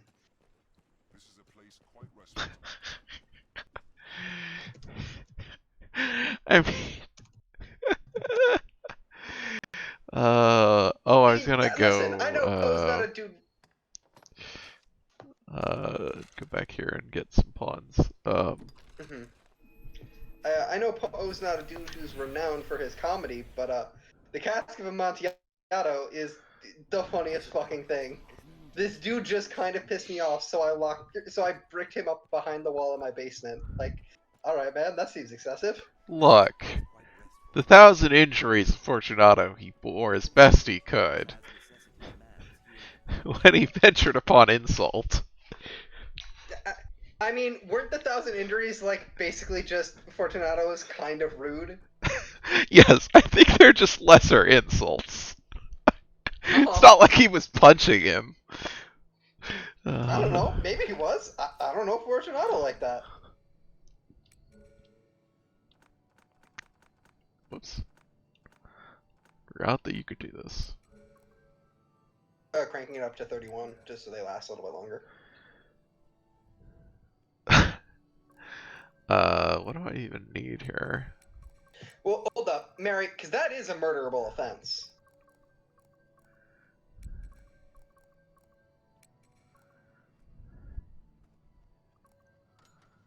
that one is one where I'm like, well, that's just reasonable. You know what? That's fair. Is everything in order, Master? While we're here, you might as well also see if you can learn any new skills. Oh, that's true. Is everything in order, Master? May I pass? Dio. Dio, you're a precious angel, and I love you. Rosa too. Yes, Arisen. Dio's a good boy.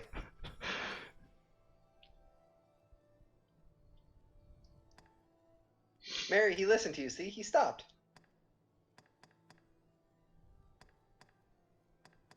Well, you got some cool primary skills and no secondary skills. Mm-hmm. Yes, Arisen. If you should ever need... Yes, Arisen.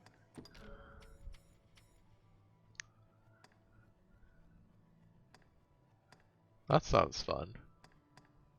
Yes, Arisen. If you should ever... Mary says, Why- I'm gonna come and steal Rosa to take her somewhere safe. Why are you here? She just wants to hang out. Yes, Arisen. If you should ever... I didn't ask for you to be here. She's gonna be here anyway, damn it.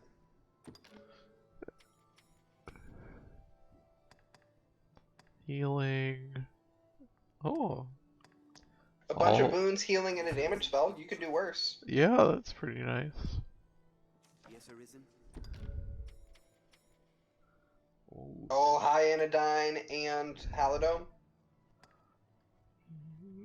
Okay. Oh. And boons. Yes, Arisen. That might be Okay. the one. Strong candidate. Yes, Arisen. We'll get back to you. Lots of cold.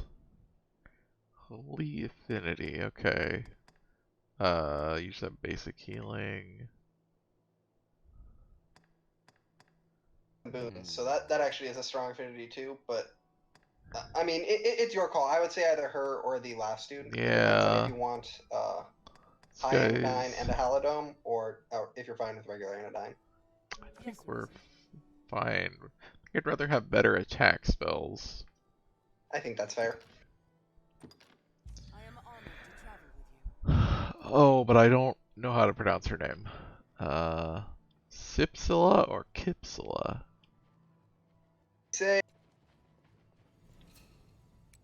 I didn't read that right at the first, and I definitely thought it was Sapidia, which is just wrong in every way. Hmm? So I should not. Oh, Lex says chip. You know, it might be. Theo, come on.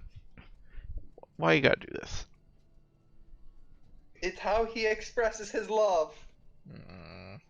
So expresses something.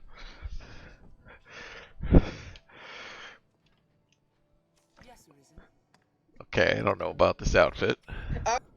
Say, I may veto this one based solely on the outfit. She doesn't have good abilities, thankfully. Yes, Arisen.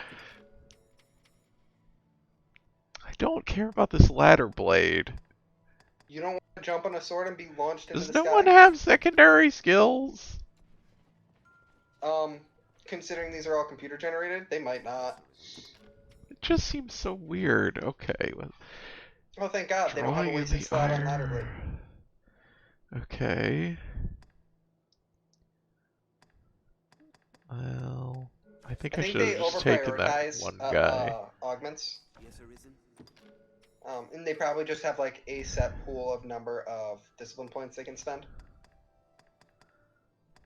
Well, this guy's got... Man, I want that one guy that I looked at. I didn't realize that he was actually gonna be... Yes, Arisen. What? This outfit! This outfit whips ass. God damn it. I was like, oh, he's got all these advanced skills. And like, Fuck you, advanced ladder blade. Yes, You're gonna take to the sky.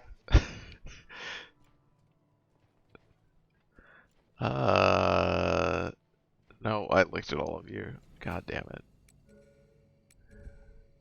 I would crank up the level by 1, because that might make it it so that they can have more skills, or might change the amount of discipline points they can have to like spend.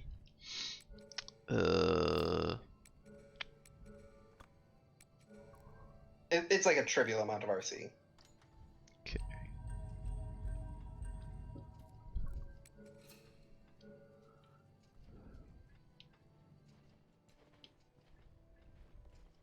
Cicero, why are you here, homie? Wait, what? Why is your main pawn forfeit? What? It just said you cannot join covenants with other pawns while your main pawn is forfeit. Why am I, What? he's just out I mean, there. might as well talk to them and see. I guess. Yes, Arisen.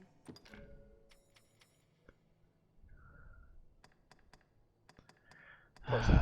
Yes, Arisen. If you should have... Yes, Arisen. I hate this outfit. Yes, Arisen. Yes, Arisen? Why does everybody have ladder blade? Yes, No one wants ladder blade. All my homies hate ladder blade. Yes, Arisen. Yes, Arisen. If you should... Holy shit. Why?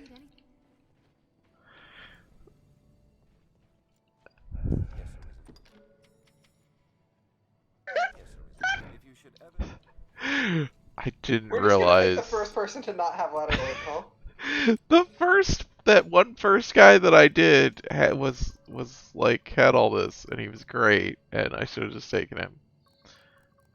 Is this okay?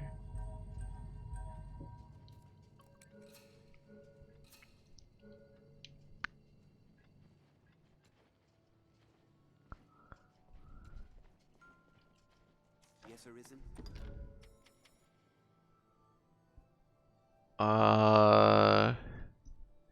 Okay. Okay. That might be okay. Yes, Arisen? If you should... Yes, Arisen. Oh my dear God. Hmm. Hmm. Yes, Arisen. If you should have... Hmm. Yes, Arisen? Well. See new things every day, I guess. Elbeck, here's the thing. These aren't real people's made ones. These are ones, at best, made by the devs. Yes, Arisen? I don't We're playing know. offline, if I remember correct. It is. It never lets me go online. I don't know why. Okay. Yes, Arisen? Ladder blade. Yes, Arisen? If you should... All right. I think it's this guy. Yes, Arisen?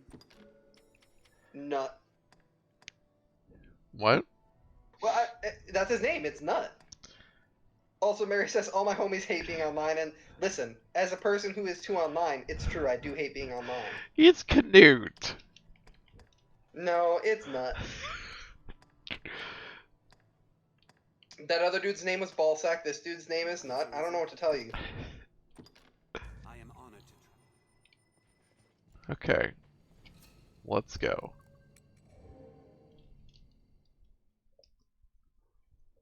Be they man or pawn... Yeah, Sebastian's fine. Quite restful to my kind.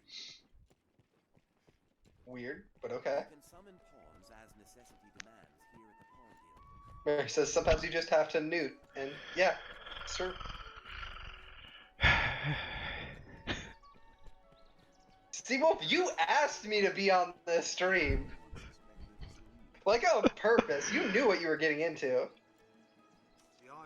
It might be worth upgrading your gear if you can. That's what I was gonna look at. I have. Oh, I have 2 of those. Okay. I was like, I got some of those. Don't have those.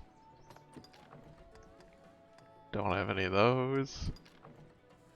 Yeah, see, Wolf, I don't care why you do Billboards. this, something so silly like inviting us to be on stream with you. And, frankly, I agree. That seems like your mistake. Oh, I need some rabbit pelts apparently. So, important thing to know, if you do the later upgrades, it basically just skips to that tier, rather than making, like, spend all of it. So, like, you could, if you upgraded to Star 2 from a 0 upgrade, it would be, What will it be today? It would just basically skip tier 1.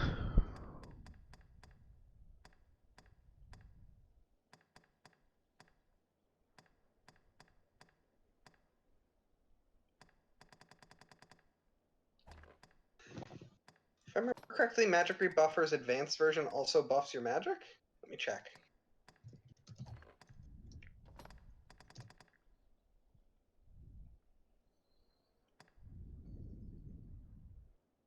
Okay, yeah. So Magic Rebuffer eventually gets an advanced version where it increases your magic and magic defense and all of your allies, and can inflict lowered magic defense and lowered magic on any undead.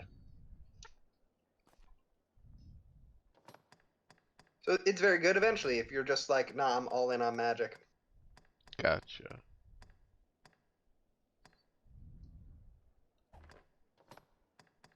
I don't know what he has equipped right now, or what I have equipped right now.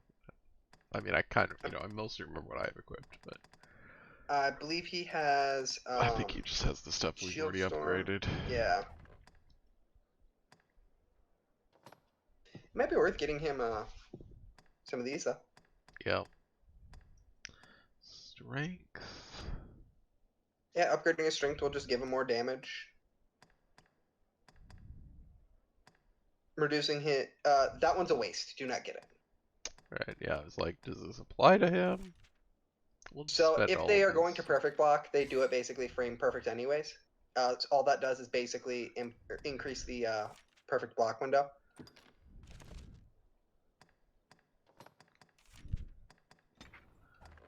What will it be today? Alright, buddy. Did you learn anything for you? No. Okay. I, Was there any new bow shit you could learn? no, I didn't see anything. Okay. Oops. I'm going to Casardas.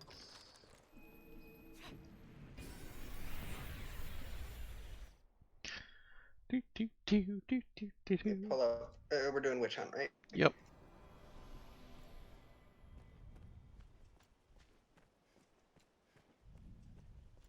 Not even the saltiest fishermen venture far from Oh shore fuck. around here. 1 second here. You may want to change classes. 2. So, there is an enemy called a golem in this quest. That is who, immune to if magic. Yep, pretty much. Oh, what you have to do for them is shoot like, or is hit specific weak points on them. And you can do that either by crawling over them and slashing them, or by shooting them with like a bow. Uh-huh.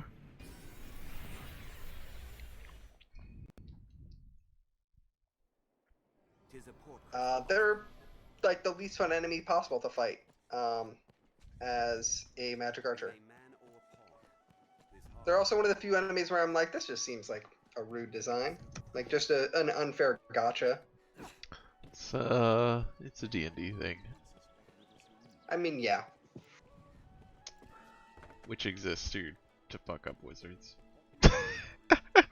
Honestly, they could do with more fucking up. They deserve to be bullied. I mean, it's Fuck more a of a wizard. problem in D&D.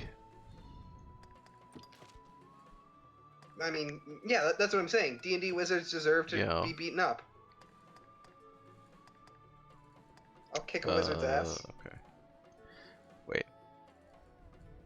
Yes? Ranger's not a bad call. Did I do that before? I did Ranger before. Yeah, Ranger was the archer. Yeah, I was like, that's the archer. Yes, change my equipment. Oh, well, you didn't have to unequip everything. Christ. Probably gonna have to go get a better bow. You probably have to get a better bow. However, you do have those better daggers now that you aren't using magic, so you can equip that. Oh. I guess I'll have to see if I can upgrade it. Even if you can't, it still has way better physical attack. Yeah, that's true.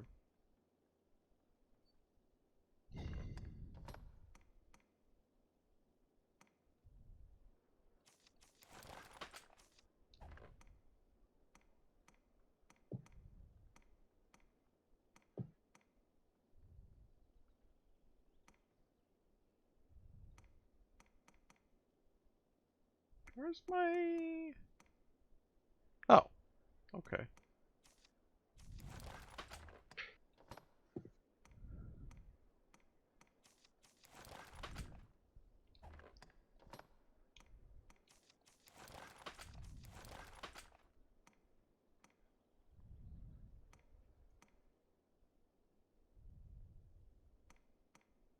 Those are actually kind of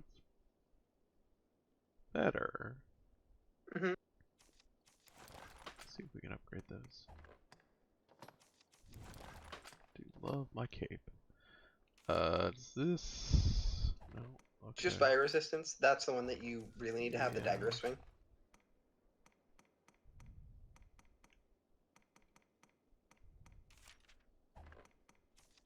Alright, whatever. What isn't a problem in D&D?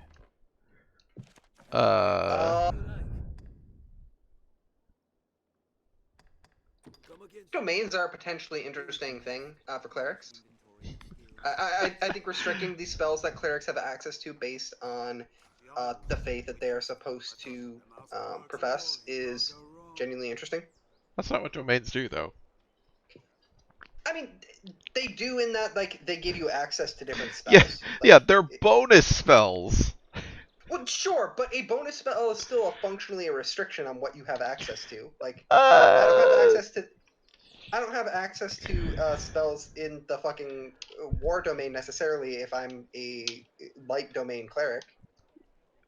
Well, I mean, if they're not on the cleric spell list already, yes. Yeah, that's what I mean. But the like, cleric spell list is enormous. Oh, for sure. I'm not saying that I think they are inherently good. I think it is like a potentially interesting idea. Yeah, I think it'd be a lot more interesting if they were a lot more restricted. Also, I mean, generally, I just think cleric shouldn't be a class, but because it's very funny that you're a cleric of Palor, the god of light and agriculture, and you're basically Go Jesus. out and do murder, my child. And it's like you can intimately know at any time the ability to how to raise zombies or murder 1,000,000 people.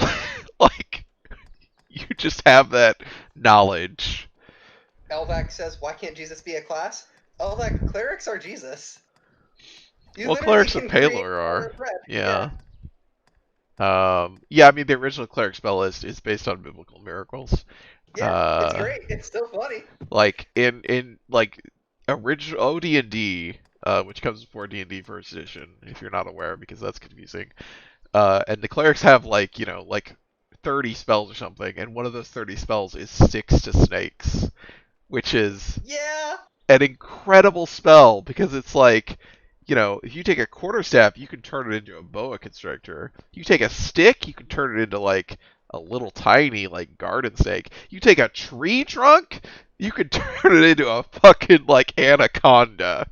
It's the idea that Aaron was I'm casting this spell as a 3rd level, but I could cast it as a 5th level spell and get a fucking anaconda against the pharaoh. But I don't think he needs that. The pharaoh ain't ready for my 3rd level spell. It's very funny.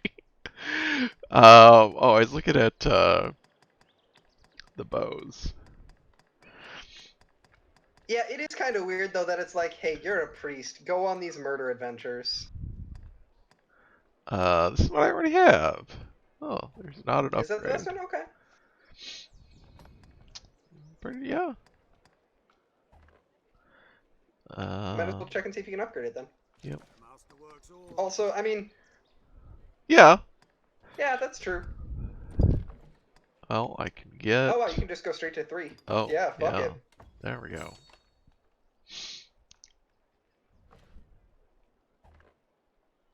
Might as well upgrade Crimson Teeth too. Oh, yeah, I forgot about this. Yeah, level 1 just costs gold, that's all. Oh, right. I mean, but I guess the problem is religious warriors are paladins. Yeah. There's a lot of conceptual the cleric class covers a lot of conceptual space because it covers necromancer death priests from Conan that are raising zombie armies. Like, actually, the best necromancer class in 3rd edition D&D is a cleric. Mainly because they have access to desecrate. Because But monks are a also, product of Orientalism. yeah, The and then actual yeah, I reason. mean, but then they also like there's all these other classes that clearly enter into the cleric space that are base classes like monk and paladin. So it's both weirdly very clerics are very broad conceptually and also very like overlap or like have like other people like covering them up better. It's yeah, why aren't monks clerics? Because monks are kung fu masters. Uh,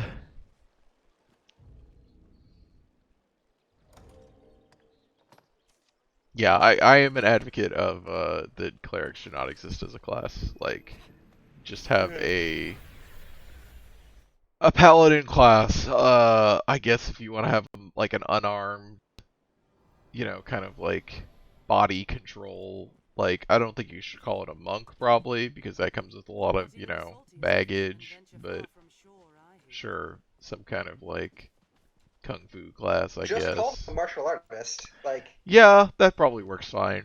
Um, I mean, it's a little weird, but it's like that's what martial arts means now. Even though, yes. like, I mean, if you talk to, like, the medieval reenactors who do, like, sword fights, they refer to it as a martial art because it is. Like, that's literally what it is. Did you make sure you had skills active? For your bow and your dagger? No. You may want to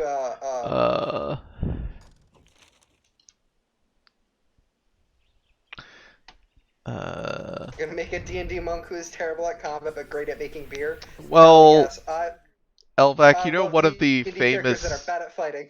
one of the famous monk prestige classes across D&D editions is the drunken master. Mm-hmm. This is a place quite restful to my kind. Anyway, yeah. Like, cause I think like basically cleric should be like a background, like you have religious, like you're invested, like literally, wait, not you. Um, Elvac, you've been or Mary ordained. says, That's the different word I'm cultural looking for. touchstone there. It's good that someone saw Jackie Chan once, but I just want a fat Belgian. Yep. Yeah. I know. I know that you meant a completely different thing. I just wanted to point that out because it's like it's a real like.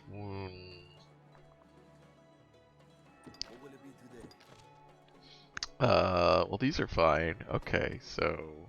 Tenfold Flurry is fucking sick. Well, that's the shotgun one. I It's guess I fine. need that, possibly. Well, we'll look at what else is here. Deathly Arrow. It's the one where it like charges up and then knocks them down. No. Interesting. Like I was saying, I'm actually thinking of Friar Tuck from the Robin Hood cartoon. That is my entire idea of what a monk is. Yeah, that's fair. Let's see. We have all these. Great. I guess. Decade Shot or Deathly Arrow are both perfectly good. I mean, I think that I get both of them because I don't care about any of this other stuff really. Yeah, Meteor Shot's not great. Then I guess I get Mary, this. it's true. Mary says, "Let me tell you about Robin Hood. Furries want to fuck that twink badly," and like, yeah, it's true, they do. That doesn't surprise me at all.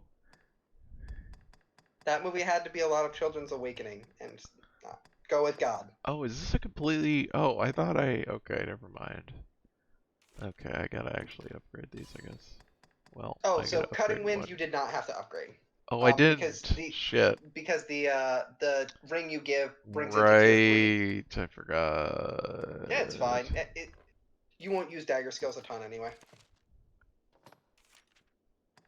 Oh, I got Scarlet Kisses. Okay. Scarlet Kisses is worth using. Yep. Yep, cool. that's And those are all. those. Okay. What will it be today? And more health is never a bad thing. Come again? Yeah. Well, that was when I thought I got all the other stuff, so I was like, well, I might as well get that. More health is good. Okay. Yeah, that would have been unfortunate if we got into a fight and then it was like, fuck. I would have realized pretty quickly. Mm-hmm.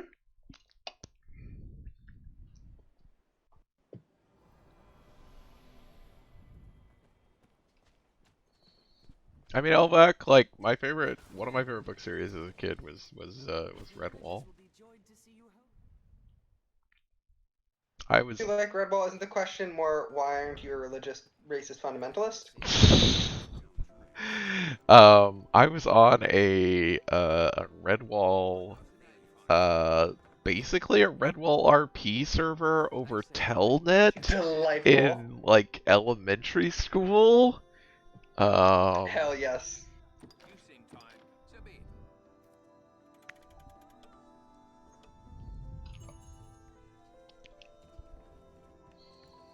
I had no idea what I was doing. It's very strange to look back on that.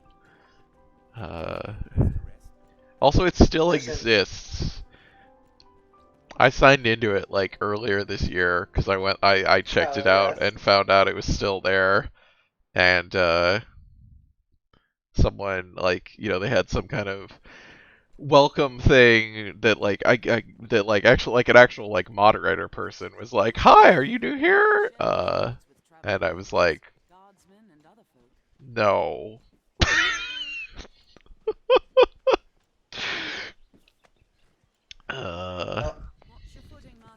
Like, I don't have anything to compare with the age of that. All I have was I vaguely remember being on a weird OC, like DeviantArt ass OC character forum when I was like 10, and then I was on Homestuck RP forums when I was like 15, 16. Best proceed with caution. This looks interesting. Listen, it's always a mistake to learn about masculinity. What is Interstate 76? Let me see. Let me pull up Google Maps and I can tell you. Careful, a goblin!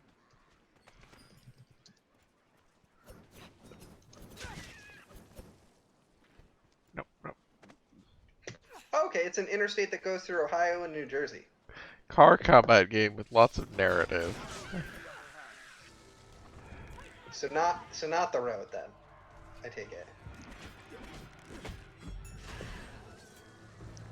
What? Oh, it's another ambush.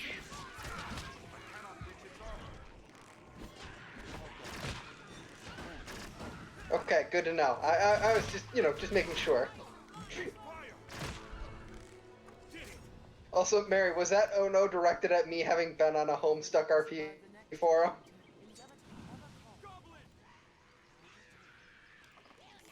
Okay, cool. I assumed so, and that's the appropriate reaction. I just wanted to make sure.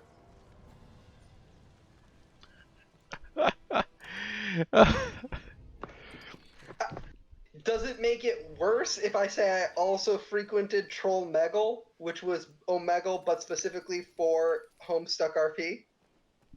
I don't know what any of this means. I'm too old. Omegle is a random chat app, basically.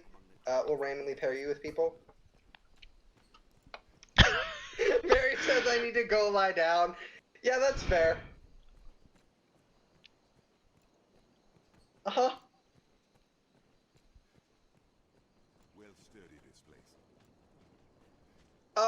Chat roulette, but without the video feed, and also without necessarily being solely for fucking. Perhaps we'll find aught of use.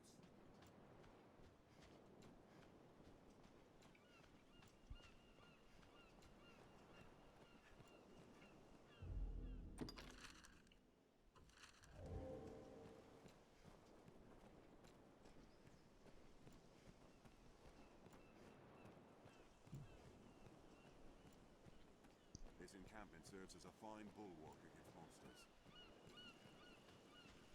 Nature is unbridled here. It is quite a pleasant morning. Really?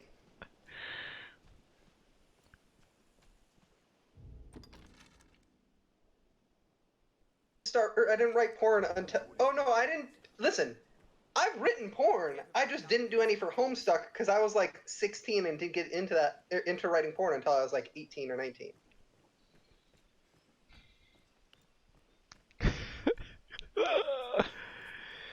Oh boy.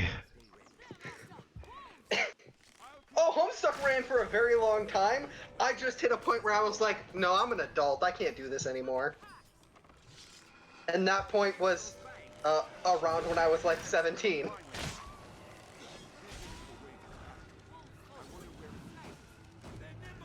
your back! Tis not worth the time. Take my fire!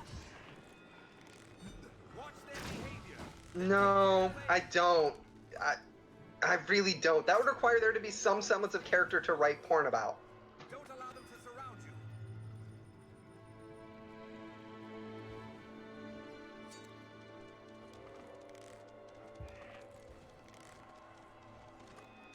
Oh, hi.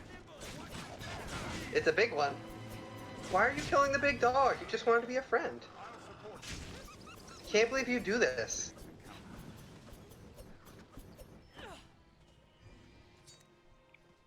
The just wild flailing is so funny. I love it.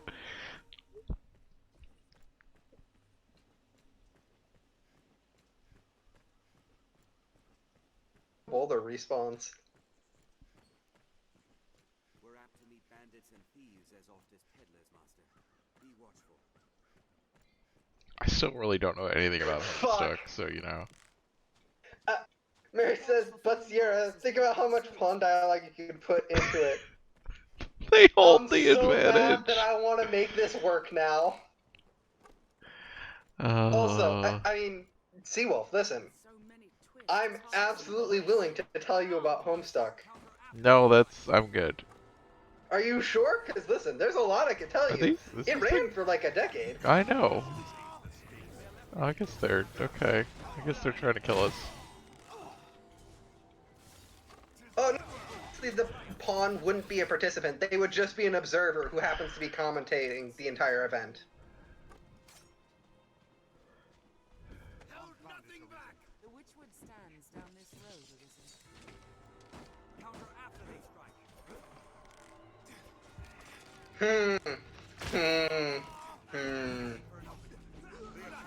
strike. What is one word that sums up all of Homestuck? No explanations allowed. I don't want to know. I like I'm not gonna knowing tell you anything anyway. about Homestuck. Shall restore your health. Hold on. Seems this road doesn't get much use. Dissatisfying, I think, is the answer.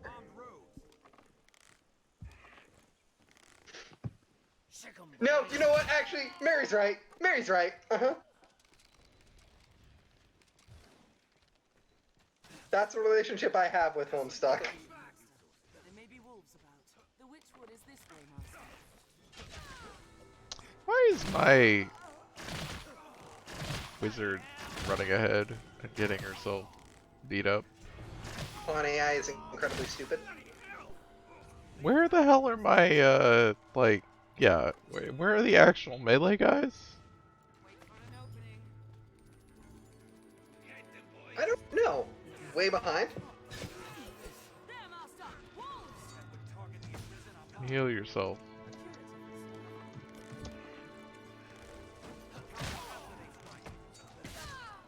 Oh, hello.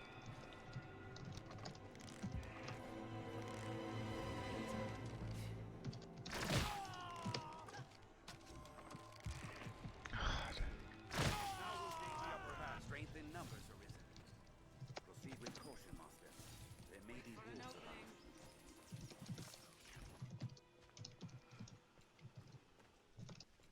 Wolves hunted packs. Really? Watch their behavior.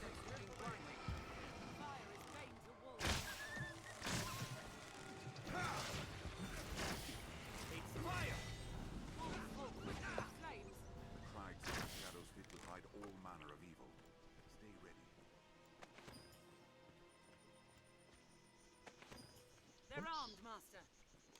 hunt in packs. I don't think the wolves are armed. It's arisen.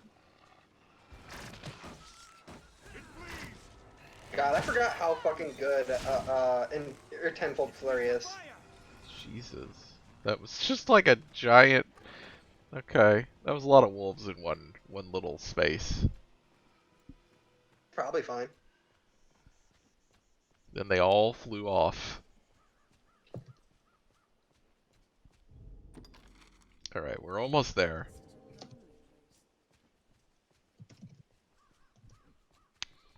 Told you I didn't want to know! Why do you think I typed it in chat so you wouldn't have to hear?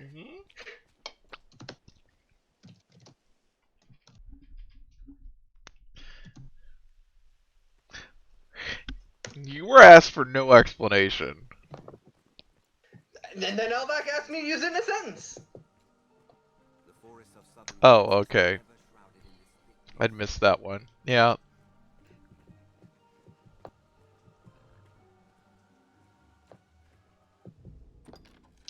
Oh, not this again. Fucking rip.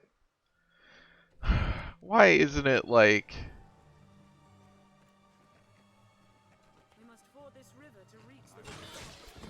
If you go towards that little foggy part up ahead, there'll be another thing you can break. Why are these back? Why did they respawn? Just to fuck with you. If we destroy it, the miasma should clear.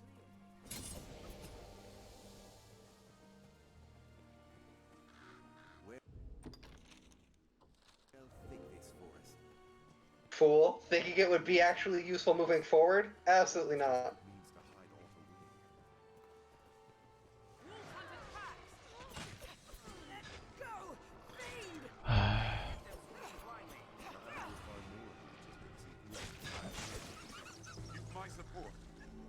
Please stop. Why is the wizard running in front? The answer is they have a bad pawn inclination. They probably have Challenger or something. God fucking damn it. In fact, do you want to go to their status screen? Status. Down, actually. Or go back a screen. Down to status. Oh. I don't think I've ever intentionally gone to this. Pioneer and Guardian. Okay, that's why. Pioneer, part of the AI for Pioneer, I believe, is they want to continually venture forward. Of course they do. Of course the wizard wants to be a pioneer. Yeah. It's fine. Like the rest of my pawns, I would love for them to run forward. Mm-hmm. I mean, listen, we can get into pawn manipulation if you want. The chair of knowledge. Mm-hmm.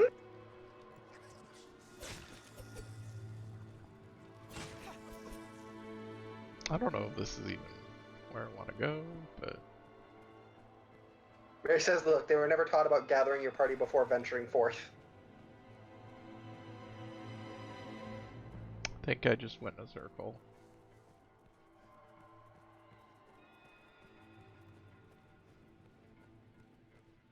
No, that's back. I hate this place. It's just no selling that comment is great. I like these Dragon's Dogma streams. It's basically just me and various other people harassing Seawolf. It's great. Does Baldur's Gate have romance options? I didn't know that. I don't know if the first one does. Baldur's Gate 2 does.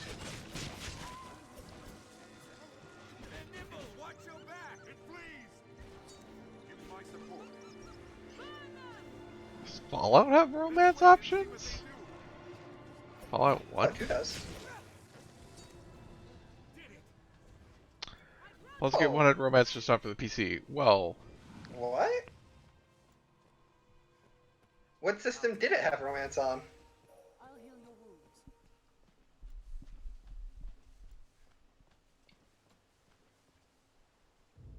Your best pals are a married couple. Yeah, that's true.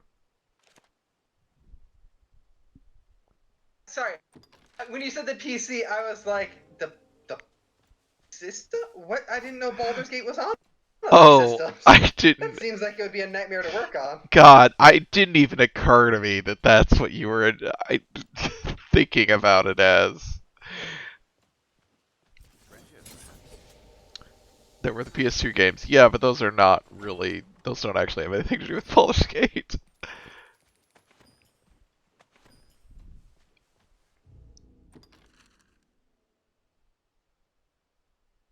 Curious about Baldur's Gate 3, in part because I like Larian games. I cannot imagine for the life of me why anybody would want to play that game right now. Because they want to play Baldur's Gate 3 so bad they want to play a bad version of it. That is Not even going a to bad version of sour it, them a bad version of on it of a in the fifth of it. future. Yes. Correct. I mean, if you're, interested in like game development, I guess it's interesting as a curiosity. Yeah, no, I think the Baldur's Gate console games were generally well received. They just don't have anything to do with Baldur's Gate. Yeah, it's honestly it's baffling to me. But I guess they did it with Divinity. Yeah, apparently, and I think it would have been a nightmare for that game too. Yeah, I mean it's just like okay, I guess you've done this before. It all seems baffling. I mean those games end up in generally a really good spot after they've been in early development for early access for like a year and a half, and then have another year and a half where they continue to get those bugs worked out, and then finally they release an enhanced edition that is like the actual finished version of that game.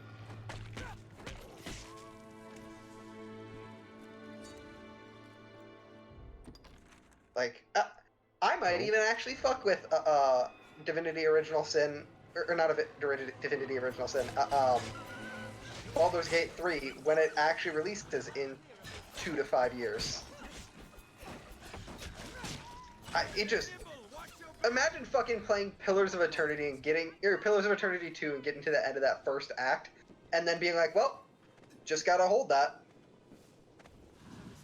I mean, I guess in Pillars it'd just be the first island. But like, just or you cool. get a boat. That's all the plot you get to have. There'd be it'd be very little. It'd be just like a couple of hours roughly, unless you really get into it. Not everything's dead!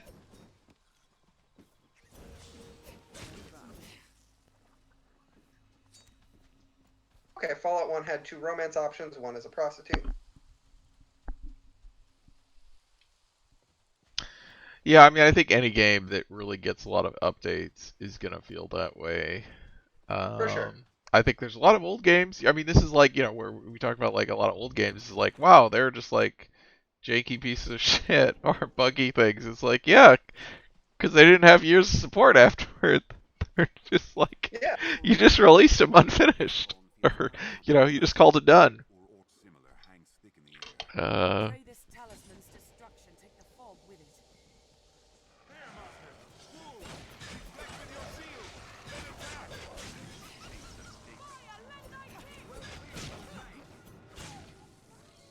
Yeah, I mean, I'm not super. I think I've said this before, but on stream probably. I'm not super interested in Baldur's Gate 3 because I don't like the turn-based combat. I didn't really get into Divinity. I don't. It just seems bad for the scale of game that these are. Where like I remember one of the first combats in Divinity Original Sin 1 is in like the little tutorial dungeon, and it's like, here's like 10 skeletons, and you gotta stop, and each one has to take their own turn individually, and then you have to go through each of your own. I'm just like, why is this better than if they all moved at once and attacked at the same fucking time? Like, So, I don't mind the time it takes. That is just one of those things where I play a lot of tactical RPGs, and so that's just very much a thing where I'm just like, yeah, whatever. That's just a foible of the genre. I fucking hate the clusterfuck of multiple different things happening in a CRPG at once. Like, it is my least favorite thing on the planet. It's the same reason I hate RTSs. I would rather have it take longer and have it be parsable for me. Yeah, I guess it's like in so many of those situations, there's not that much going on. What the? Oh, this is the golem. Yes. Okay. You gotta shoot the magic metals. And I mean, I think those games always do need like a one. They have to work on, you know, basically making it clear what's happening in visually, which a lot of times they're bad at. And then two, I think you always need like a full combat log that you can scroll up and, you know, like you can just pause and actually see what the fuck is happening. Not what I wanted to use, but that's fine.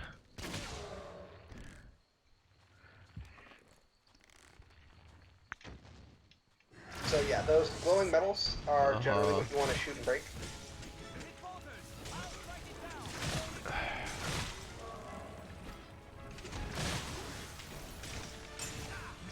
Okay. Oh, we hit its head. There's also, I believe, one on the bottom of one of its feet. Yeah. I mean, I think it's fair, you know, like, yeah, like, you know, I totally understand some people prefer the turn-based stuff, and I like a lot of turn-based games, including RPGs. I really like the Shadowrun games,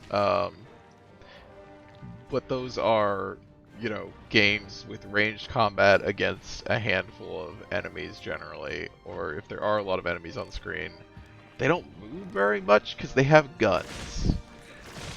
Which just reduces the amount of time. And it is just like, yeah, if you don't mind the time, obviously. Elbeck says a thing about RTWP is it makes steamrolling quick and easy. Turn-based can be a huge slog if the fight isn't interesting. Yeah, I would argue that the fights are incredibly uninteresting in Baldur's Gate and in most CRPGs in general. Like, I think the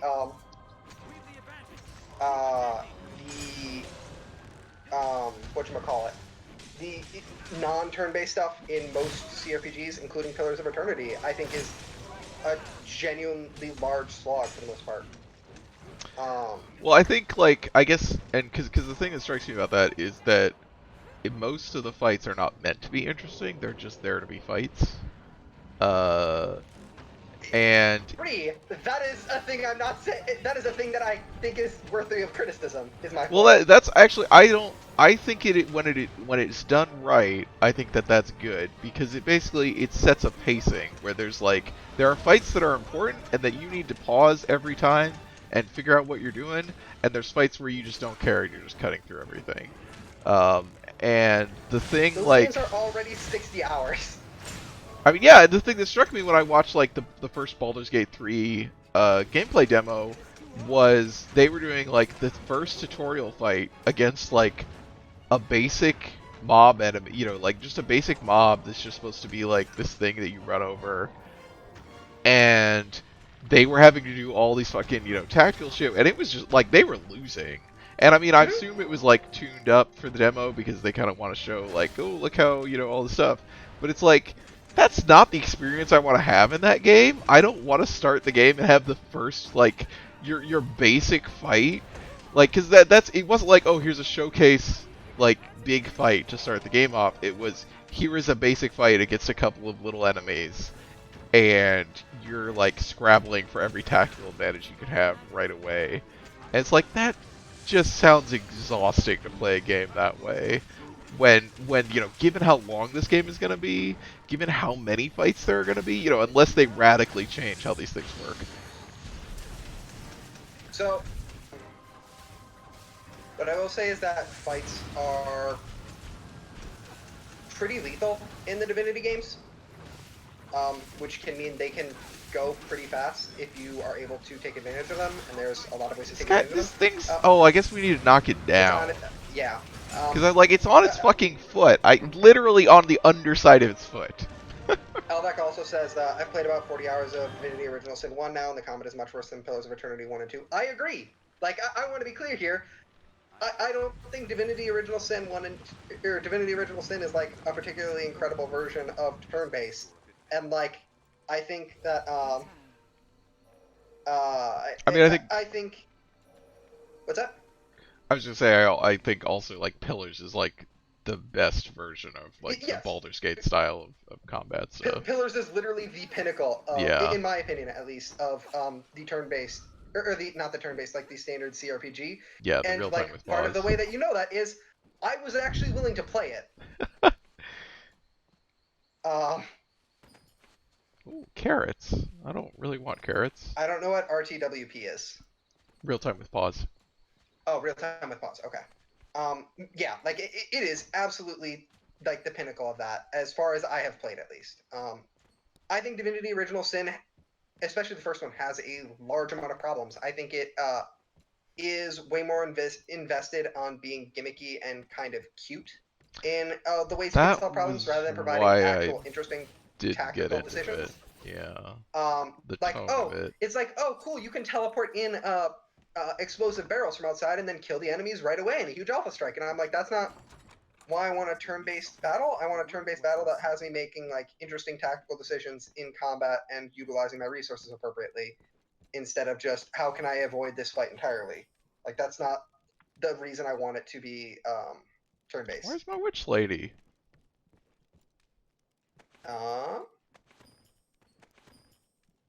Elvac says it's a Saturday morning cartoon, and always. Yes, I agree. I also think the class system in Divinity Original Sin fucking sucks ass. It is so easy to make just a absolutely non-functional character. Okay, and then follow Celine through the tunnel at the base of the giant tree, previously blocked by the inanimate golem. Oh, I did not see her. Mm-hmm. But, okay. Yeah, Elvac, I absolutely agree. I think like Divinity Original Sin's story is not good. I think it is by and large really uninteresting. And it does not lend itself well to a 100-hour RPG. Like, I am not saying I think real time with pause is necessarily bad. I am just saying I don't like it very much. Honestly, do. Like, you can skip to 2 just fine. I think 2 is a better game. It still suffers from a lot of the same problems. It's still got that loosey-goosey class system. If you're interested in playing 2, absolutely look up class builds so that you don't just build a non-functional character. Well, you got to do that in all these other ones too. I mean, yes, it's true. Certainly that's true in like Pillars or something. Probably. Well, probably less so in Pillars 1. And in Pillars 2, you'd probably have to do a dumb multi-class, but...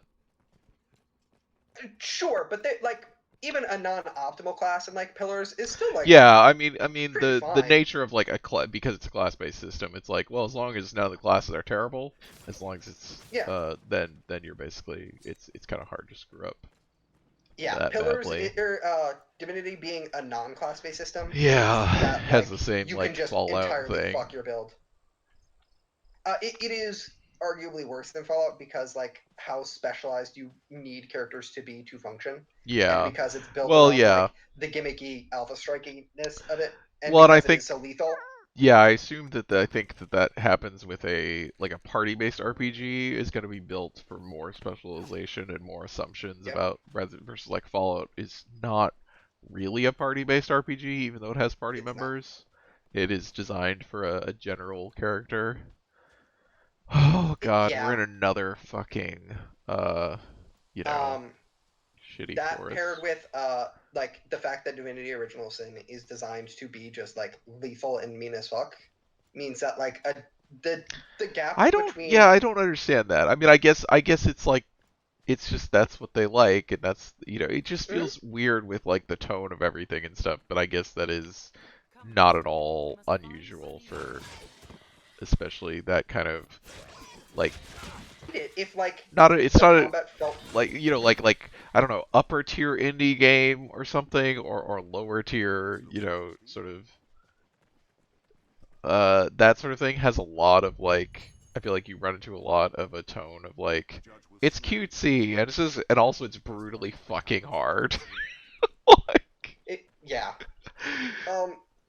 I wouldn't even necessarily be opposed to that, because I like hard tactical RPGs. Yeah, It's like yeah. some of my favorite games.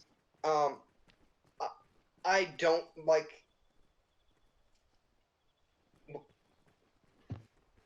Whoop. Celeste? What? What about Celeste? We must have Is that She, a very I think she's difficult, back. like... Celeste is not a tactical RPG. No, but Oh, upper as like tier a indie difficulty game RPG. that is Um, very difficult. I don't know Celeste really, but is it? That's what I was like. Is it one of those games that's very hard, kind of. but has this, Yeah. you know? Celeste also has a lot of tools for mitigating that difficulty, and is also like. Well, we don't need that, Canute, but thanks. Who are you? familiar with this area now. Yeah. Question. Hey, remember how her grandma was dead? Treasure, perhaps? No, to be honest. Yeah, Celine, because remember when you came to visit Celine for the first time, you were looking for the witch, and she was like, "Oh, the witch was my grandma's dead." Okay. Fate Tactics is an SRPG. I wish I liked Fate Tactics a lot more than I do. My troubles through no fault of your own. Some part of me has long known I was, in truth, a pawn. I do not age or die as others. And always I found making my own decisions difficult. Okay. Gran gifted me a portion of her very soul. It was a kindness I can never repay. At first, I knew not how to use this gift. I don't remember her looking like this. Celine? No, she looked like this. Okay. I just don't remember anyone with like pigtails. But yeah, Elvac, I Can Fall is not particularly hard. It is pretty straightforward. It's also the battles are also pretty short. It also, the save points are cats, and you pet them, and you feel comforted, and then you can save. The save points are also incredibly consistent, and if you want to be on level curve, you just have to fight some enemies sometimes, I guess. It's like the level curve is super chill. I think nearing the final act of the game, and it's super straightforward, while still having like fun positional choices to make in combat. It's by no means like an incredibly deep tactical game, but it is a very neat one. See how she resembles me? I pray she can soon live her life as a human true. Age and experience separate us, There's some weird shit going on here. but I know you ken my words. Celine is more than pawn now. She yearns to choose the course of her life, free from the will of others. If you can aid in this, there may yet be a future for her.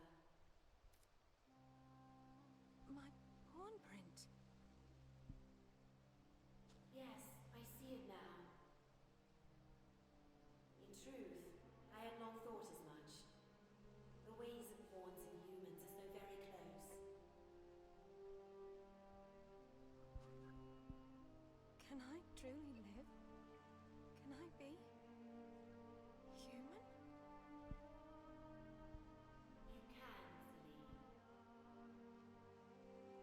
The bestowal of spirit granted you my heart. As you learned of the world, you filled this heart with feelings of your own. Pawns are but shadows of life, doomed to forever echo out across the rift. But soon you will be freed of this unending cycle. Then will your thoughts belong to you alone. Then will you speak with your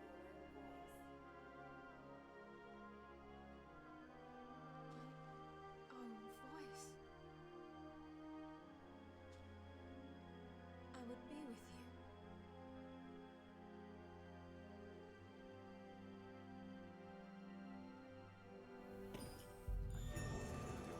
So, basically, what we have here in this entirely missable quest, where you could just miss it by going too far in the main quest, is the explicit confirmation that A, pawns are to some degree sapient, and B, they can essentially become humans through the gifting of through interaction with an Arisen and the gifting of part of the Arisen's heart or soul.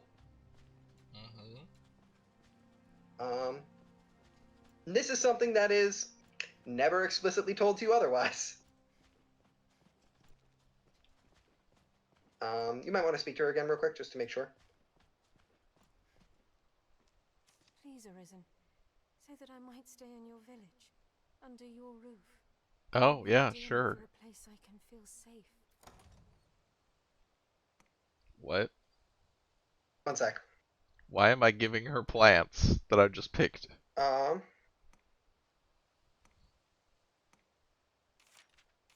She just will automatically move to your house. So you're fine. Okay. Why am I giving her plants? That's what I'm looking up right now. I think she can make them into something. Okay. So when you speak to her, you'll be presented with an option of presenting her with an herb or another curative item. She convert them into various herbal ales, depending on the item given. So yeah, you can just give her an item and she'll make you healing potions. Okay. Herbs?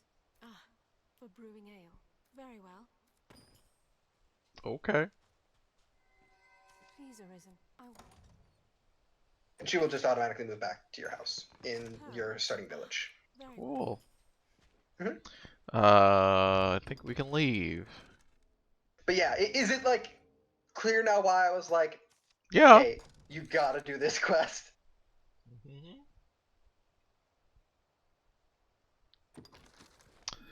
Thinking about like pawns as laborers, like the interchangeable, you know, they have no personhood granted to them. They're just there to do a work. But then you can make them into a real boy. Ooh. Or person. I mean, part of it is even that that conception of them is explicitly untrue, because Celine was already moving towards personhood even before the bestowal of spirit. Like that was part of what Sophia was saying, that like the interaction with the Arisen was part of what gave part of what helped Celine access and like start to fill up her heart with her own experiences. And so like this game is very content to let you just think, yeah, pawns are emotionless, meaningless automatons, and Celine's quest is the only one that explicitly makes it clear, like, no, that's literally untrue.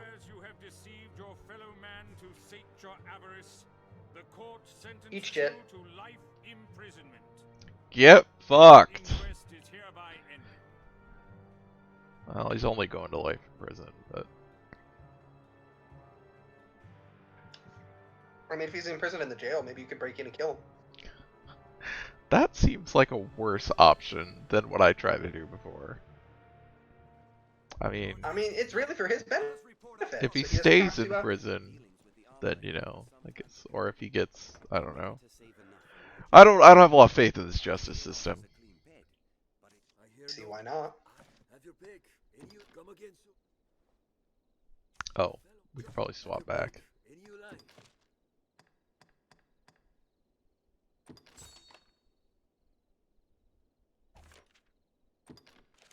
Yes. Oops, not that.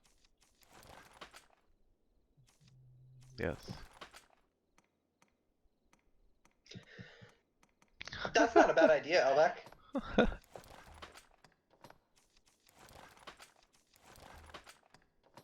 DS2 is a definitely more cohesive is maybe not the right word. Parsable.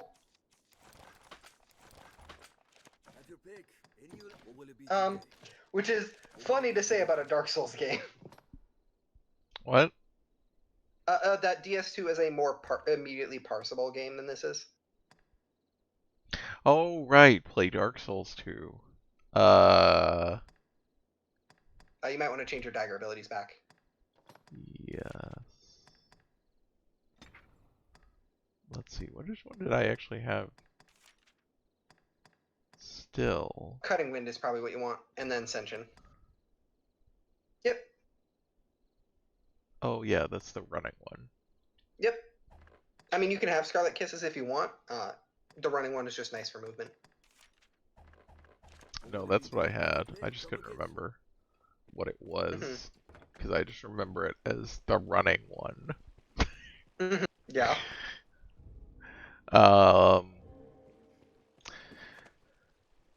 You can play DS2 just as long as you know to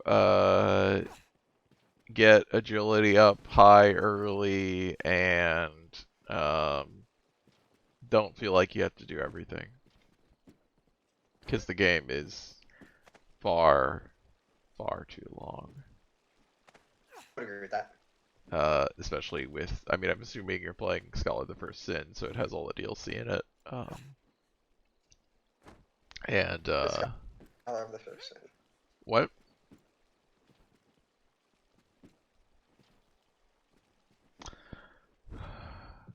Hey, superhero. Yeah, Dark Souls 2 early game is so rough when you expect the world to protect you more. Yeah, absolutely. Dark Souls 2 is very much a game where sword and board is the way to go, especially early. Also, Scholar rebalances the game, and I think makes the early game harder, which is kind of shit. I mean, I got through a lot of Dark Souls 2 the first time just with spamming poison arrows, because there's a guy who will sell you infinite poison arrows. So, what I will say about Dark Souls 2 is while the beginning is defense favored, you do not have to play that way from basically the mid game on. The moment you get your first Ultra Greatsword or decide you want to actually dual wield weapons, you can just say, I'm done with this shield now that I have a roll that works. Yeah, I mean the problem with Dark Souls 2, the thing with the shield stuff, why the shield stuff is because your dodge is tied to a stat, and at the start of the game, your dodge sucks. That's the agility. That's why you want to increase agility early. You need to get it to I think it's 110, and agility is not a base stat; it's something derived from two other stats. Mostly adaptability. And basically, you want to get agility up. I think it's 110 is the Dark Souls 1 roll, which is quite a ways.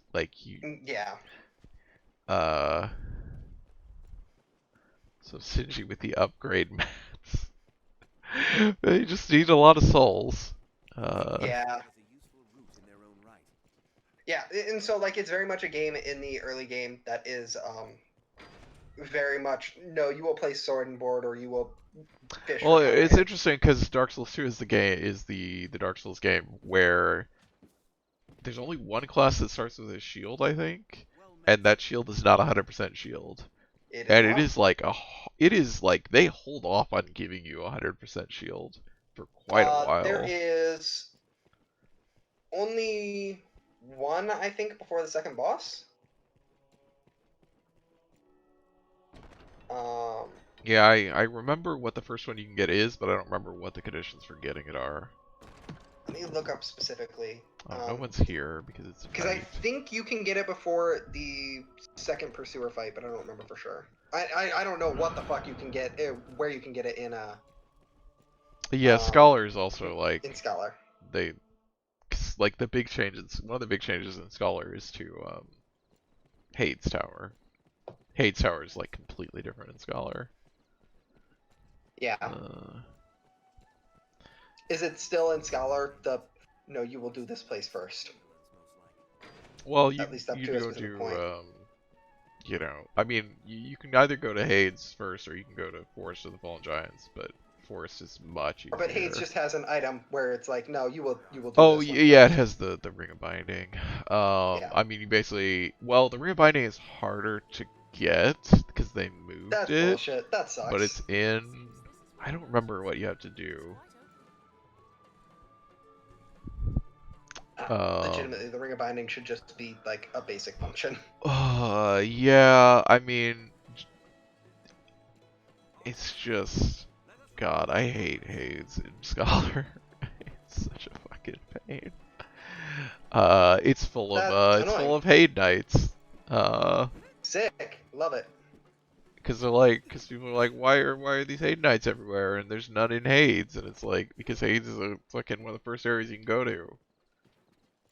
So, like, it is an interesting, like, narrative thing that all of these Hade Knights are effectively exiled from Hades Tower of Flame. That is interesting. It lends to some degree of story. Man, all of them are... the Scholar... God, all the Scholar narrative stuff that they put in. I mean, as somebody who was not... Who's kind of like, whatever about DS2 narratively, because it doesn't add up to anything, basically. Intentionally. I mean, I think, like, that's what it's doing. But, oh, I need to go, like, rest, I guess.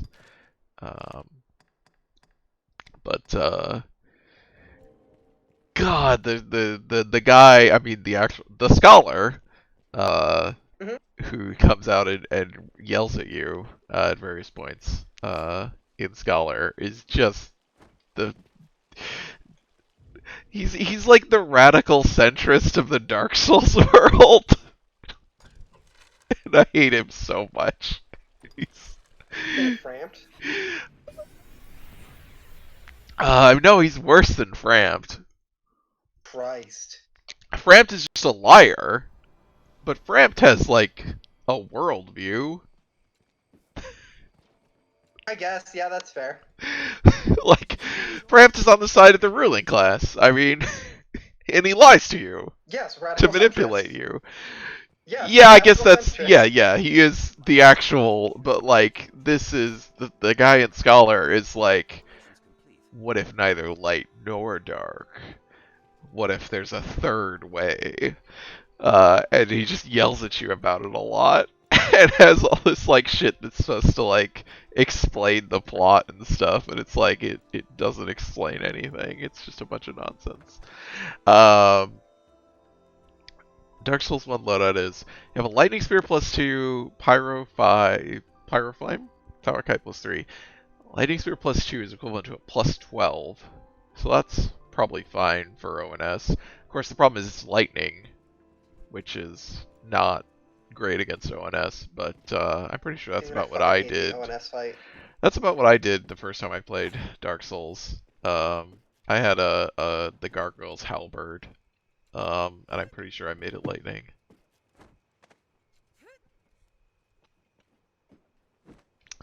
The pyro should be good though. Although your pyro is, if it's only +5, it's not that high. Yeah, Ornstein resists lightning, yep.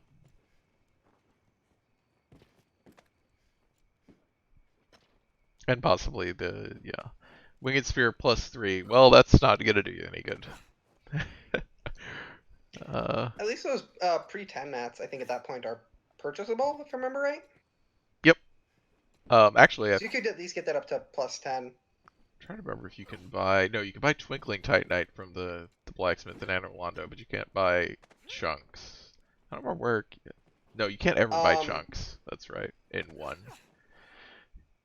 I believe Whip will also be fairly ineffective against them. Something Whip. about like the damage calcs. Oh god, I don't think a really whip is bad for ever Whip. a good weapon in a Dark Souls game. There's a poison one in DS2. Yeah, I was gonna say outside of the spotted whip, that's the only exception because you're not dealing damage with it; you're just dealing poison.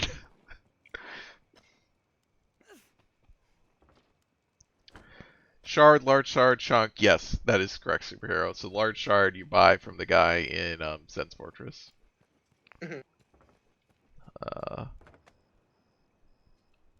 Or you can get or if you get a special weapon, you can buy Twinkling from from the Anor Londo blacksmith. You can buy as much twinkling as you want, which is handy. Because then you can full upgrade a special weapon if you have one. It just takes a lot of souls. Yeah. You have a divine, the katana. I don't know how to pronounce the word, but yes. I think it's Iato. I was gonna rest here. I don't know why. I'm just like Distracted talking about other stuff. Iaito. I see. Which is equivalent to a +7. So not as good as your lightning spear, but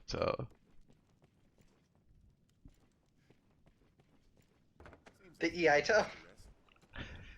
Yeah, the katana movesets are weird sometimes. I like them more in DS2, but in DS1 it's okay, if you not want to have a great. good time, here's what you got to do: is you go back to Sen's Fortress and you kill Boulder Knights for a couple hours until one of them drops the Boulder Side The Sword. Baldur straight sword. The Baldur side sword. And then you farm the mats to upgrade that to +10.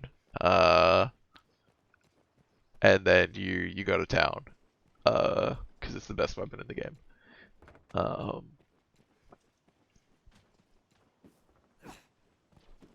I'm sorry that you didn't like you were so excited for the katana and didn't like it.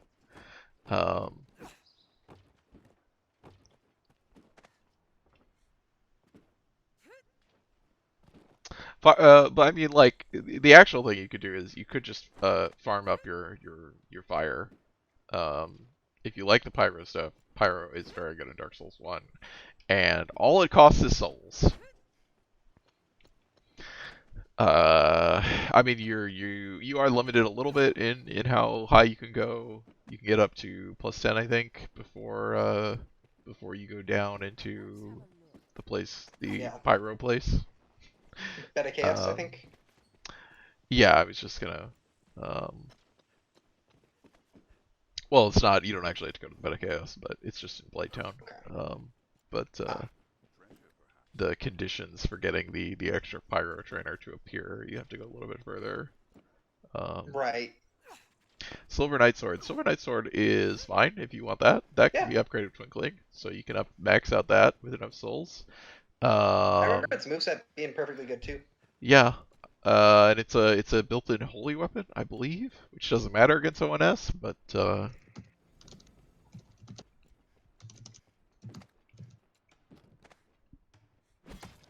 been to Pyro Trainer. The one in Blighttown or the regular one? Because there are two. Silver Knight Straight Sword is just a dex weapon. It's not built-in holy, I don't believe. Oh, it's not built-in holy. Okay. No, it's just dex favored straight sword. Huh. I use that for most of my playthrough. It's actually pretty good. You've been to the one. Okay, yeah. If you've been to Quaylana, I mean, she can give you all the sweet pyromancies. And yeah, if you join, you can join the also the Fair Ladies Covenant. What is it? Servants of Chaos. And I think you get some pyromancies that way. For humanity, yeah. I mean, if you get because I think Quaylana will sell you right away Chaos Fireball or something, which is fucking great. I think the Great Chaos Fireball is a Covenant reward. I think so. But the regular one, I think you might want a shield. We can wield the Pyromancer in your main hand and have a shield in your secondary hand. You can just swap between a weapon and a Pyro Flame. No time to cast the first half of that fight. That might be... You do have to be pretty careful about casting. Yeah, it's gonna be slower than attacking. That's true.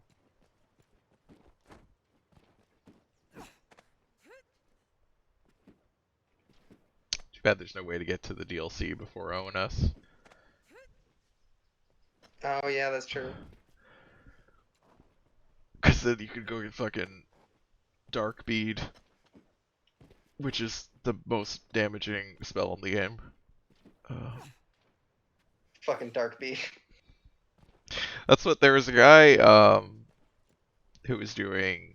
There's a mod that somebody made which is unlimited NG plus, because normally the scaling on New Game Plus maxes out at +7. You can go beyond +7, but the stats, like, nothing changes. The stats don't scale. So somebody made a mod that's like, no, it just keeps multiplying the same amount every time. And so there was a guy who did it, and he got up to like New Game like 40 something, I think.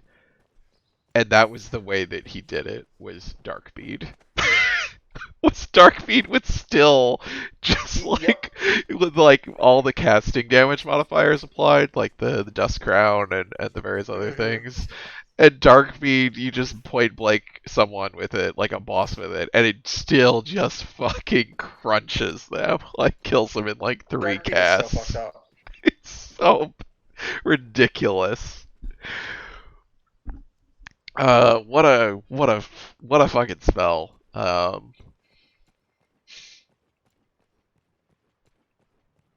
Oh, yeah, I think that's probably fair. Uninstalling Original Sin is probably not a bad idea.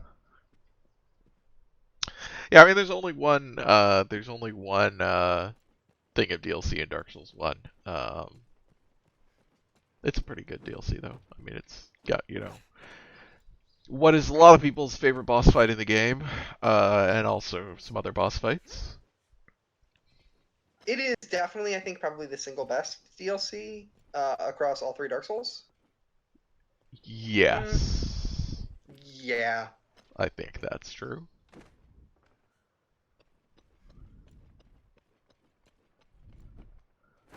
But, I mean, I'm not a fan. I know a lot of people really like the Dark Souls 2 DLCs. I don't really like them that much.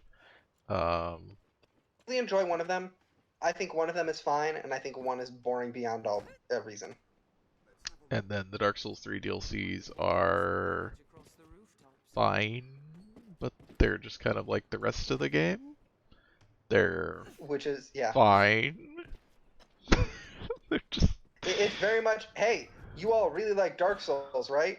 Yeah. Like, it is so funny to me that everybody's major complaint about Dark Souls 2 is it's just Dark Souls 1 fanboying, and then we get Dark Souls 3 and it's like, oh, so this is what Dark Souls 1 fanboying is. Yeah, I don't think people usually complain, at least in my experience, of Dark Souls. I mean, usually they complain with Dark Souls 2 is it's not enough like Dark Souls, is that it's too much of a departure.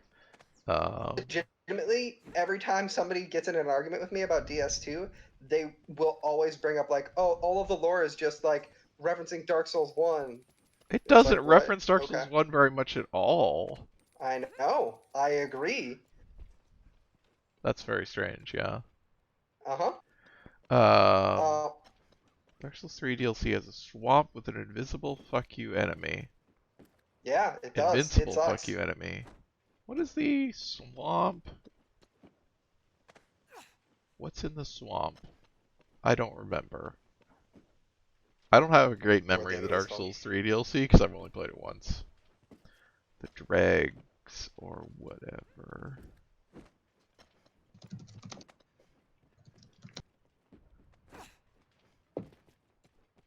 Canute. Oh, there's the angel. Yeah. There's the angel. I mean, you can kill the angels, technically. Drag heap.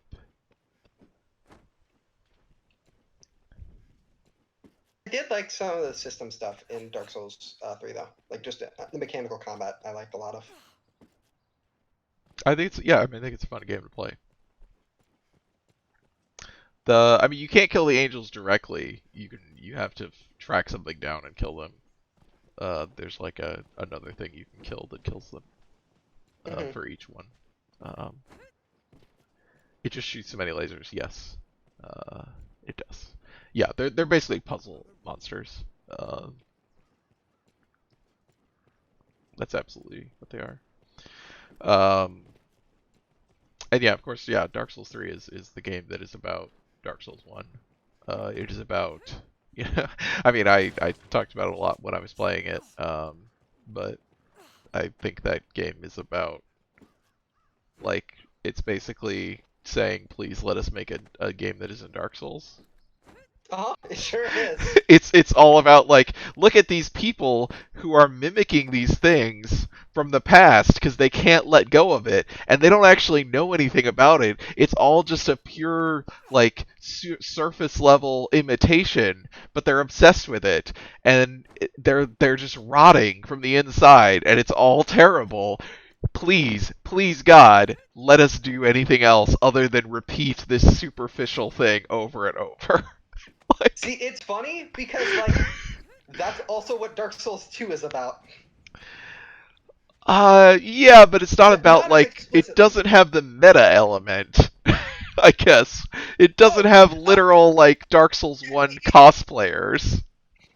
Yeah, no, it is not, like, on the same scale. It is just funny that, like, we have Dark Souls 2, which is about, like, this idea conceptually, and then Dark Souls 3 happens and it's like, hey, no, we meant us too. This applied to us too, please God. Yeah, it's,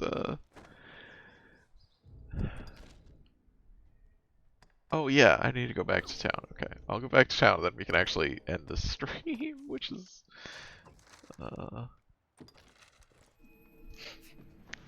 Artorias' armor is good in It's DS3. good armor! But, I mean, you know, look, there's a difference between wearing an armor and then building a cult around the wearing of that armor, and, like, look, we jump, we do flips, and we've got our sword, and we've got a magic wolf buddy, and, like, we're just so awesome because we have all these things. Oops. Wrong way. It sucks that DS3 has so many, like, just actively neat boss fights that just are in the back half of the game, because the first half of that game is just miserable ad boss fight after miserable ad boss fight. Oh, like Deacons and, Deacons, I think the Farron wizards. Legion. Oh, the Crystal Sages.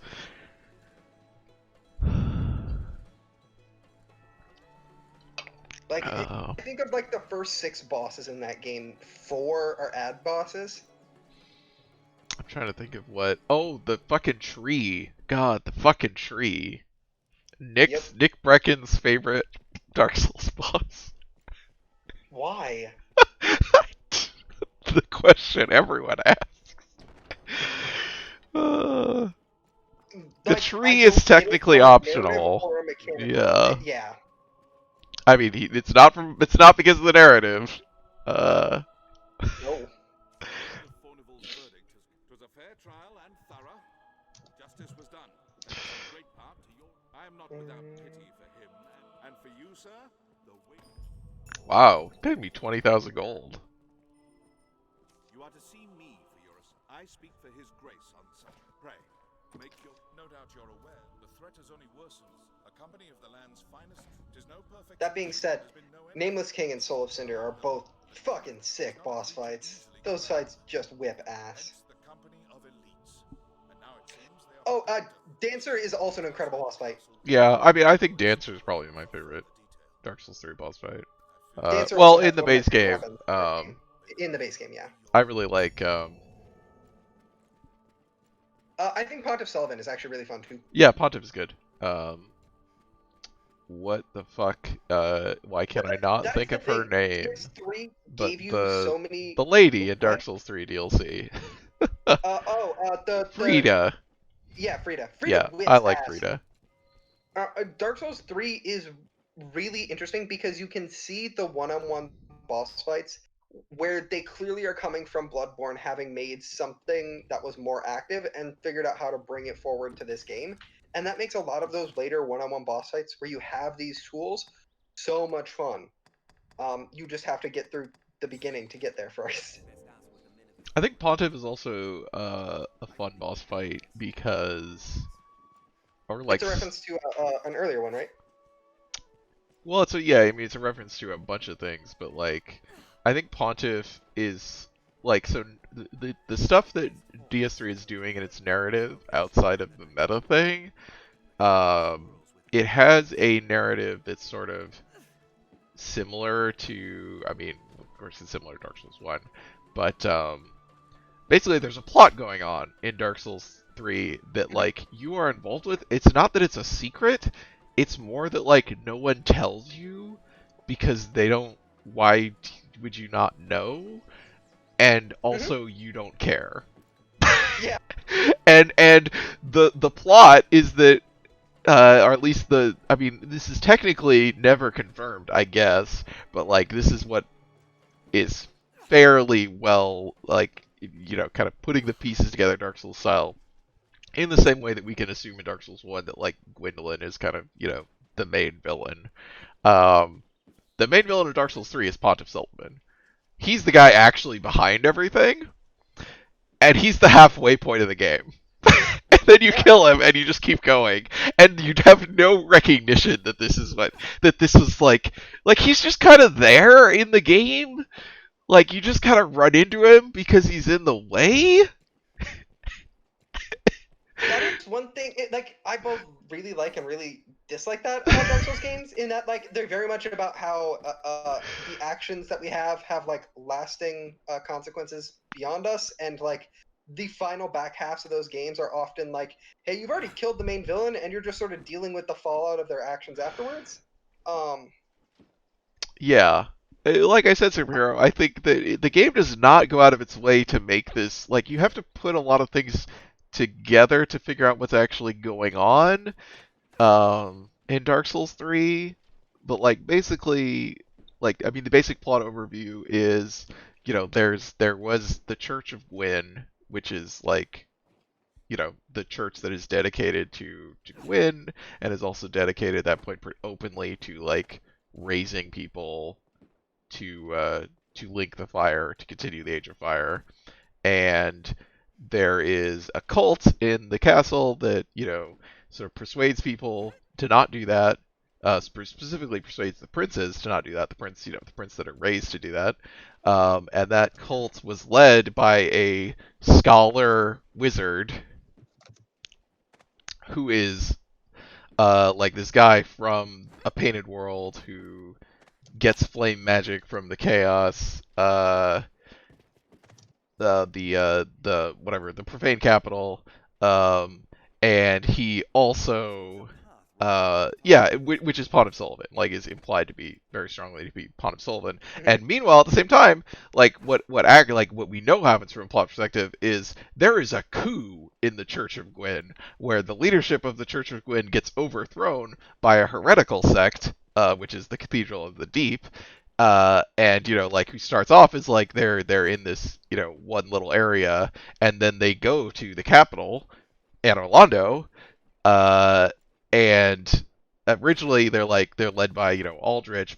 They're not led by Aldrich, they're worshipping Aldrich, you know, who is a fucking slug monster.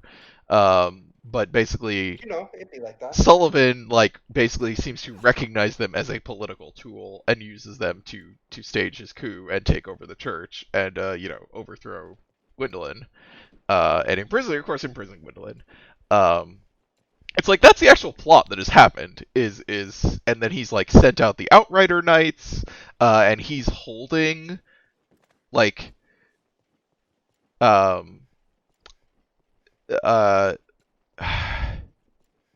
yeah, like the dancer, you know, the dancer works for Sullivan, as does Vort and the other Outrider Knights, and like this is one of the things where when you first show up in the castle in Dark Souls 3, if you, I'm trying to remember how it works out because I just remember it's kind of an interesting thing with whatever her name is, the nursemaid, who's there, you know, waiting for you and tells you to go kill Vort.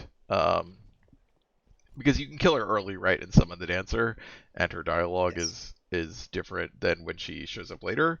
And basically it's like she is sending you away initially because she's looking for because she knows you're there for the princes. Like, that's why you're there. And she knows that's where you have to go. But she's trying to save, like, she's trying to look for any other way out of this than you killing the princes. And by the end of the game, she has realized that that's not okay, that there isn't any other way, that you have to do it. And so she summons you, and then the dancer, because the dancer works for Sullivan, fucking kills her. It's like, no, you don't! Like, and that's like an interesting little plot beat of, anyway. I think that little plot is interesting, that that's all happening in the background, that there's like this coup in the church, and all this stuff, and it's like, none of that is, it's not a secret, it's not like you're getting manipulated like you are in Dark Souls 1, it's just you do not care. You have no reason to care about any of this. You're very much playing somebody's first D&D character of, I just wanted to hit it with my sword. Yeah. Oh, yes. Superhero.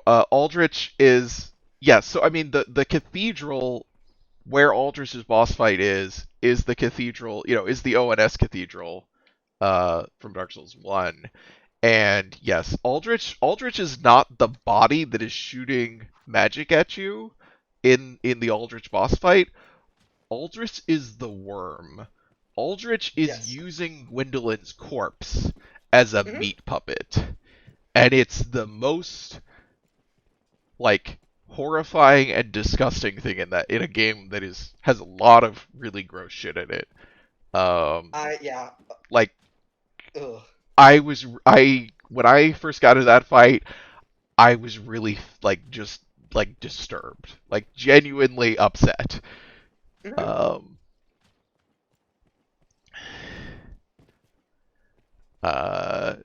Yeah, so that, and like there's explicit things about like that. I mean, that's why. So Aldrich is, he's Saint Aldrich of the Deep, and he gets referred to as, he talks about as a cannibal and stuff. And then in the boss fight, he is referred to as Aldrich, Devourer of Gods, because he is devouring Gwendolyn. And there's other stuff that talks about that Sullivan trapped Gwendolyn in the cathedral and then fed her to Aldrich. And it's fucking gross. Like, even though Gwendolyn is like I said, is the villain of Dark Souls 1, it's like, yeah. Also, they do acknowledge the player as an actor. It's weird.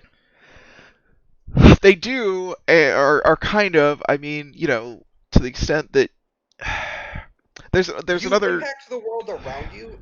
It's just like, yeah. I mean, it's you're a person who is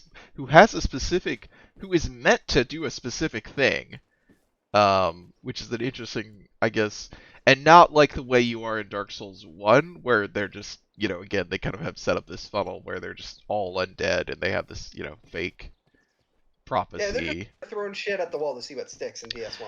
Yeah, whereas in Dark Souls 3 you're unkindled, and the unkindled are some sort of, I mean, this is one of the things in Dark Souls 3 that's never explained, and there's not even a hint of an explanation of it, is where the unkindled come from, or what caused them to happen. But basically the premise of Dark Souls 3 starting off, which again, this is something that's in the in opening cutscene, but is not explained in the game, which is, because the fire has not been linked, previous Lords of Cinder, which are people that linked the fire and destroyed themselves, have been resurrected so that they could do it, and they all said fuck no and left.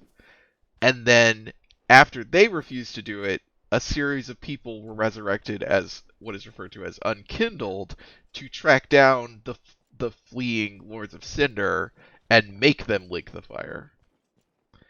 And so you're one of these people, and one of the other things is that is not, the game never explicitly talks about this, but it's something that's you can figure out from playing the game, like putting the pieces together, is all of the other unkindled that you meet, because you only meet like 3 of them, or 4 of them, maybe, I don't remember. Is Henri an unkindled? I can't remember. Yes, Henri is unkindled. The Hawkwood, the deserter, is unkindled. I'm trying to remember who else is there. There's another one. Is Siegmeyer or yeah, Siegward, Sigmar. whichever one it is in that game, is unkindled, and you're unkindled. And so Henri is specifically hunting down Aldrich, and it is implied that Henri is like one of the is somehow related to the children that Aldrich devoured. Um, Hawkwood is a deserter of the Farron Legion. Siegmeyer has his relationship with Yorm. So each of the other Unkindled have a relationship with one of the fleeing Lords of Cinder. Lord of Cinder, yeah. So the only one that doesn't is the princes. And True. your, what is implied to be your grave is in untended graves.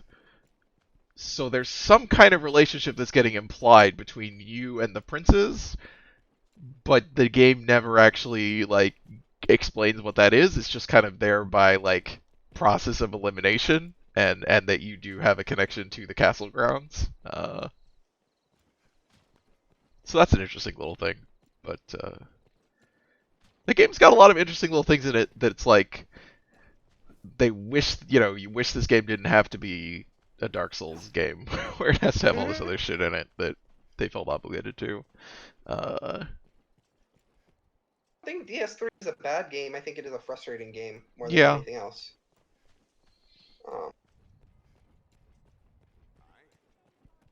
I think it is a game that benefits a lot from having come after Bloodborne. And yeah. Both in in a mechanical and combat design and encounter way. But I also think I personally really enjoy Bloodborne's communication of its plot. It is frustratingly obtuse a lot of times. But despite that obtuseness, there is a narrative that is followable, even just without having to hit up wikis immediately. You are a hunter. You're going to go do a hunt, and there's a revelation about what the cause of that hunt is. And shit happens, but there's a fairly clear narrative. And then as you start getting more and more details, you can either just lean all in on I'm just gonna murder and not really dig any deeper, or actively dig into it. And I think the way it communicates that is legitimately interesting. And a lot of the way it's communicated isn't through item descriptions, but through characters and through interactions. And I think DS3 does that a lot better than DS2 and DS1 did. And benefits from that experience beforehand. And I'm excited to see what they do first, or do next rather. I am curious about Elden Ring because it is not Dark Souls, and I want to see what they do when it's not Dark Souls. Yeah. I'm very curious as to what Elden Ring will end up being at all.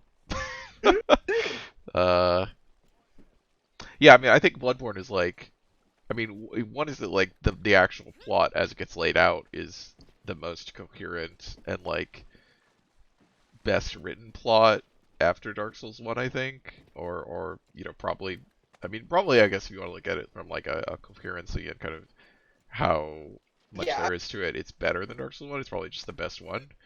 I would agree. I think and then it is. I think I agree with you that it's delivered. There's clearly an intent if you read a lot of stuff about the development of Dark Souls 1, where there was an idea that it doesn't seem like it's necessarily the fact that Dark Souls 1's plot is all about this conspiracy that no one ever explains to you doesn't seem like it was actually the main idea when they were developing it. It seems like that's something that came rather late. And there was originally going to be more of a Cath was going to be a bigger thing. it seems like, because there was this idea that Oscar, who is, you know, the guy who dies at the beginning, um, was not going to die, and he was going to be basically pursuing the same path as you, but he would be working whichever one for you weren't on, right? whichever serpent you end up not working for, he would be working for, and there would be like these kind of conflict that way, so that you would get both of these things. And it's interesting. Like, obviously, Bloodborne doesn't have anything like that, but it feels like there was a series of ideas that kind of got cut down a lot about how this narrative was going to be structured, that it feels like Bloodborne kind of has that level of like complexity to the structure. Bloodborne also, like, by virtue of its like genre and its structure, like it is a story that is about Lovecraftian horror, and like a core part of Lovecraftian horror is when it's not Lovecraft being racist, is like that a large part of it is man's actions as well, and like that is like a core thing in Bloodborne, that like, yeah, like there are other worldly horrors, but like Oh a yeah, lot yeah. of this is just people being fucking monsters. Yeah, I mean, I think Bloodborne is one of the best executions of like I'm not really a fan of cosmic horror for, you know, the reasons that everyone is familiar with, which is that it's, you know, you know, in its origin is a metaphor for fear of the racial other. um, uh, but I think Bloodborne is like one of the best ways to use that cosmic horror stuff. I think it's really good. It engages with that like fear to a degree, and makes it clear that that is like right an evil xenophobia. Like the act of the hunt is a monstrous like continuation of violence that has already like responsible by the people of fucking whatever that town is, Yarnum. Like the hunt exists as a solution that Yarnum has made for the consequences of its other historical immoral actions. Yeah. And like, yeah, that's like, and then introducing cosmic horror to that is like great. It works really well.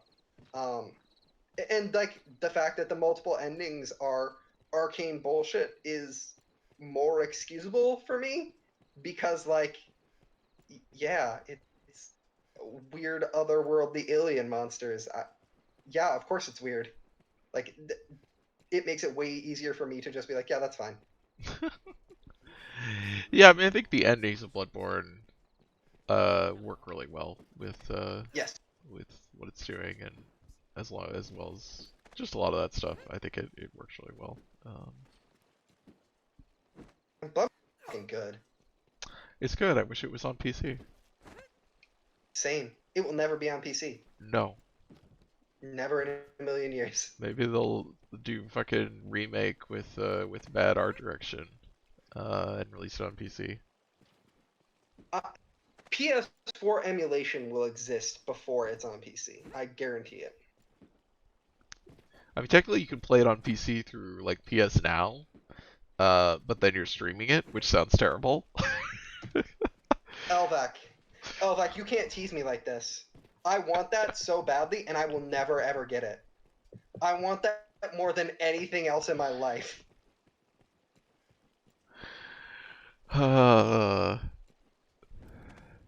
It'd be cool for them to make a new IP again. Well, they are! They're making, you know, their IP with George R.R. Martin.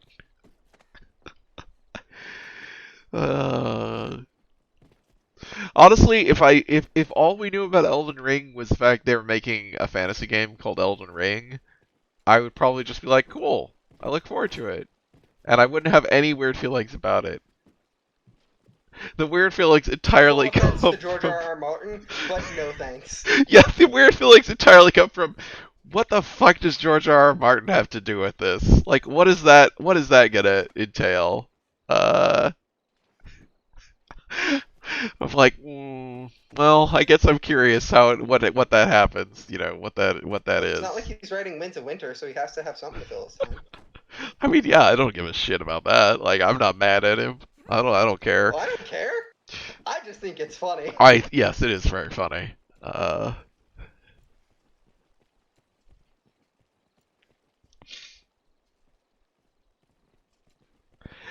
Yeah, I So mean, I can't imagine he has that much input. I really can't.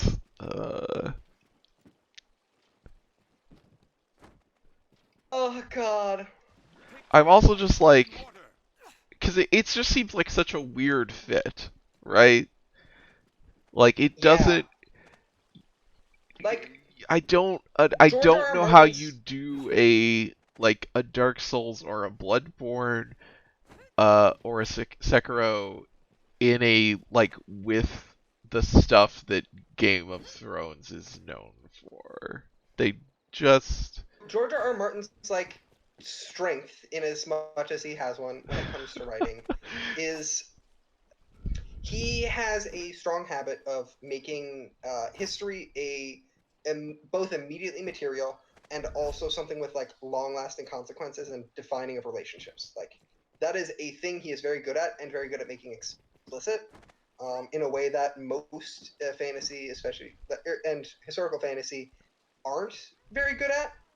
Like the world will often just be like, "Oh, this is just the state of the world. It's been that way for 1,000 years." And George R. R. Martin is like very much like, no, there is a history here that defines these relationships in this state of the world, and it is a mutable thing because people are mutable and history changes. Like, and so that is something George R. R. Martin is very effective at.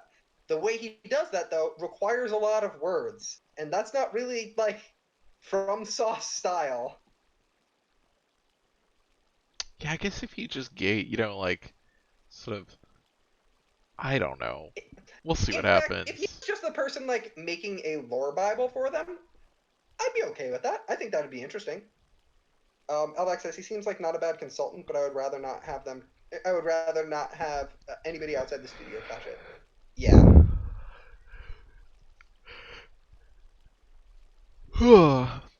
Yeah, I guess it's like I find their games more narratively interesting than I find like Game of Thrones narratively interesting. So that's a bad sign.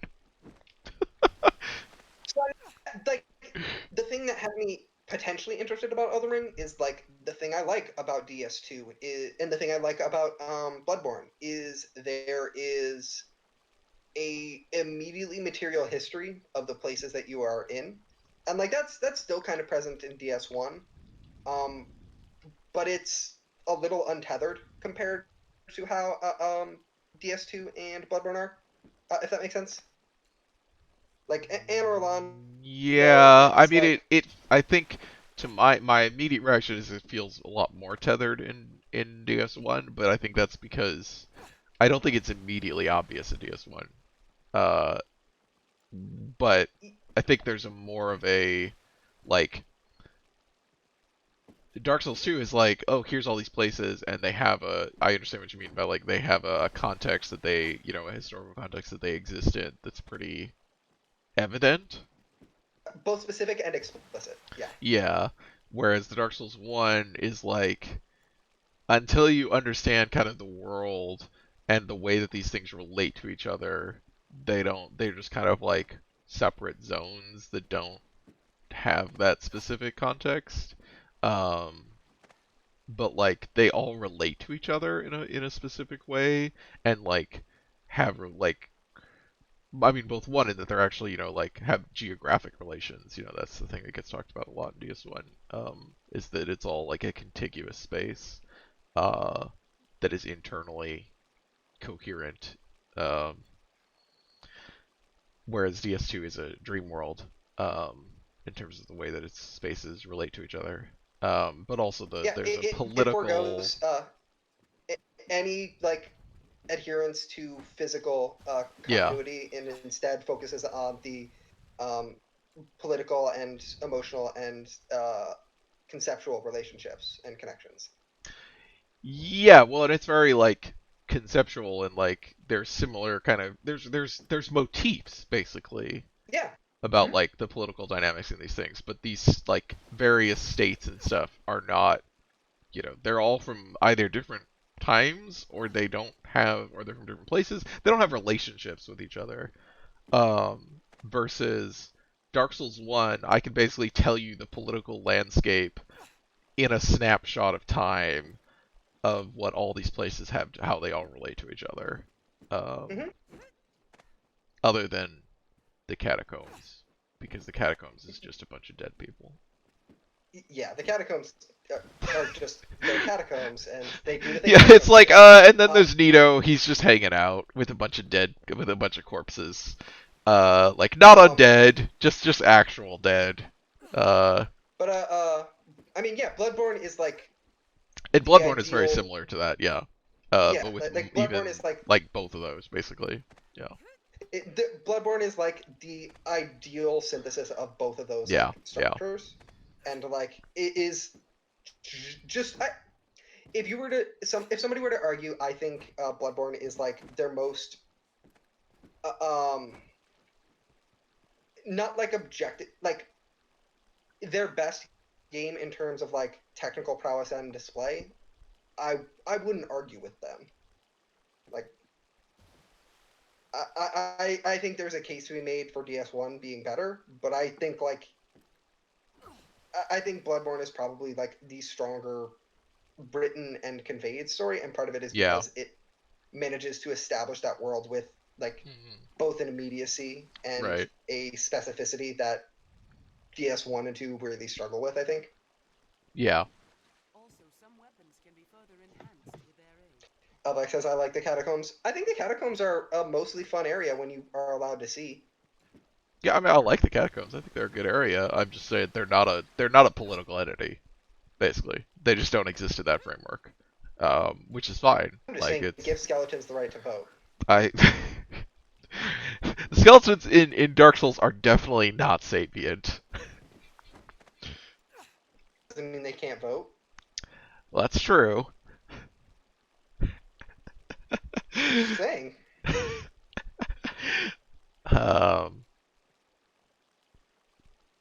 It says they're still Nito. It's true.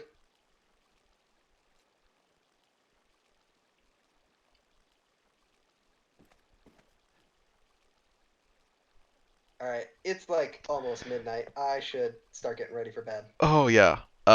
Yes, we should actually end the stream. We're a ways Instead of just over. fucking Yeah, I've Yeah. just been hopping around for like 30 minutes. It's fine. This is basically what we did at the end of a Trespasser too. Oh yeah. Just ran God. around for a while we talked to the entirety of Dragon Age. Oh God. What a time that was.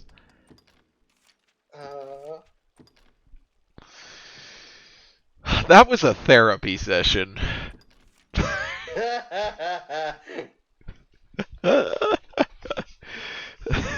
I had to process that.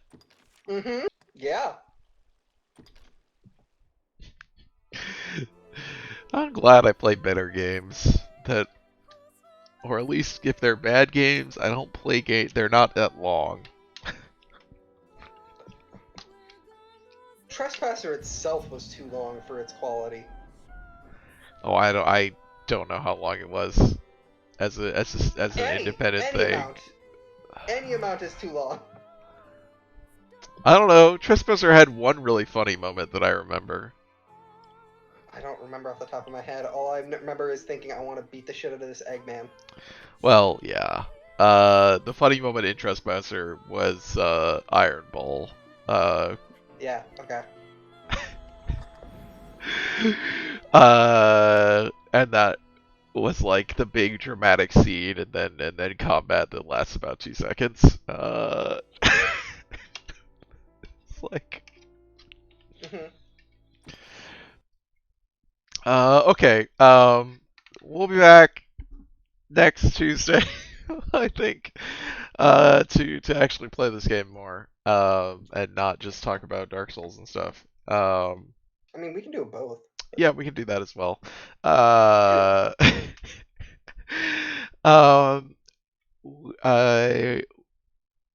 was I gonna say? Okay, so the next regular stream should be on Friday, which is the longest journey with Fiona. There's also gonna be a special stream on Sunday with a bunch of people. Possibly Sierra. If I'm able to, I will stop Yeah. in. Which is gonna be fun. So please try to hang out if you can, because it's gonna be fun. Rest of the schedule, the rest of the streams are on the schedule on Twitch.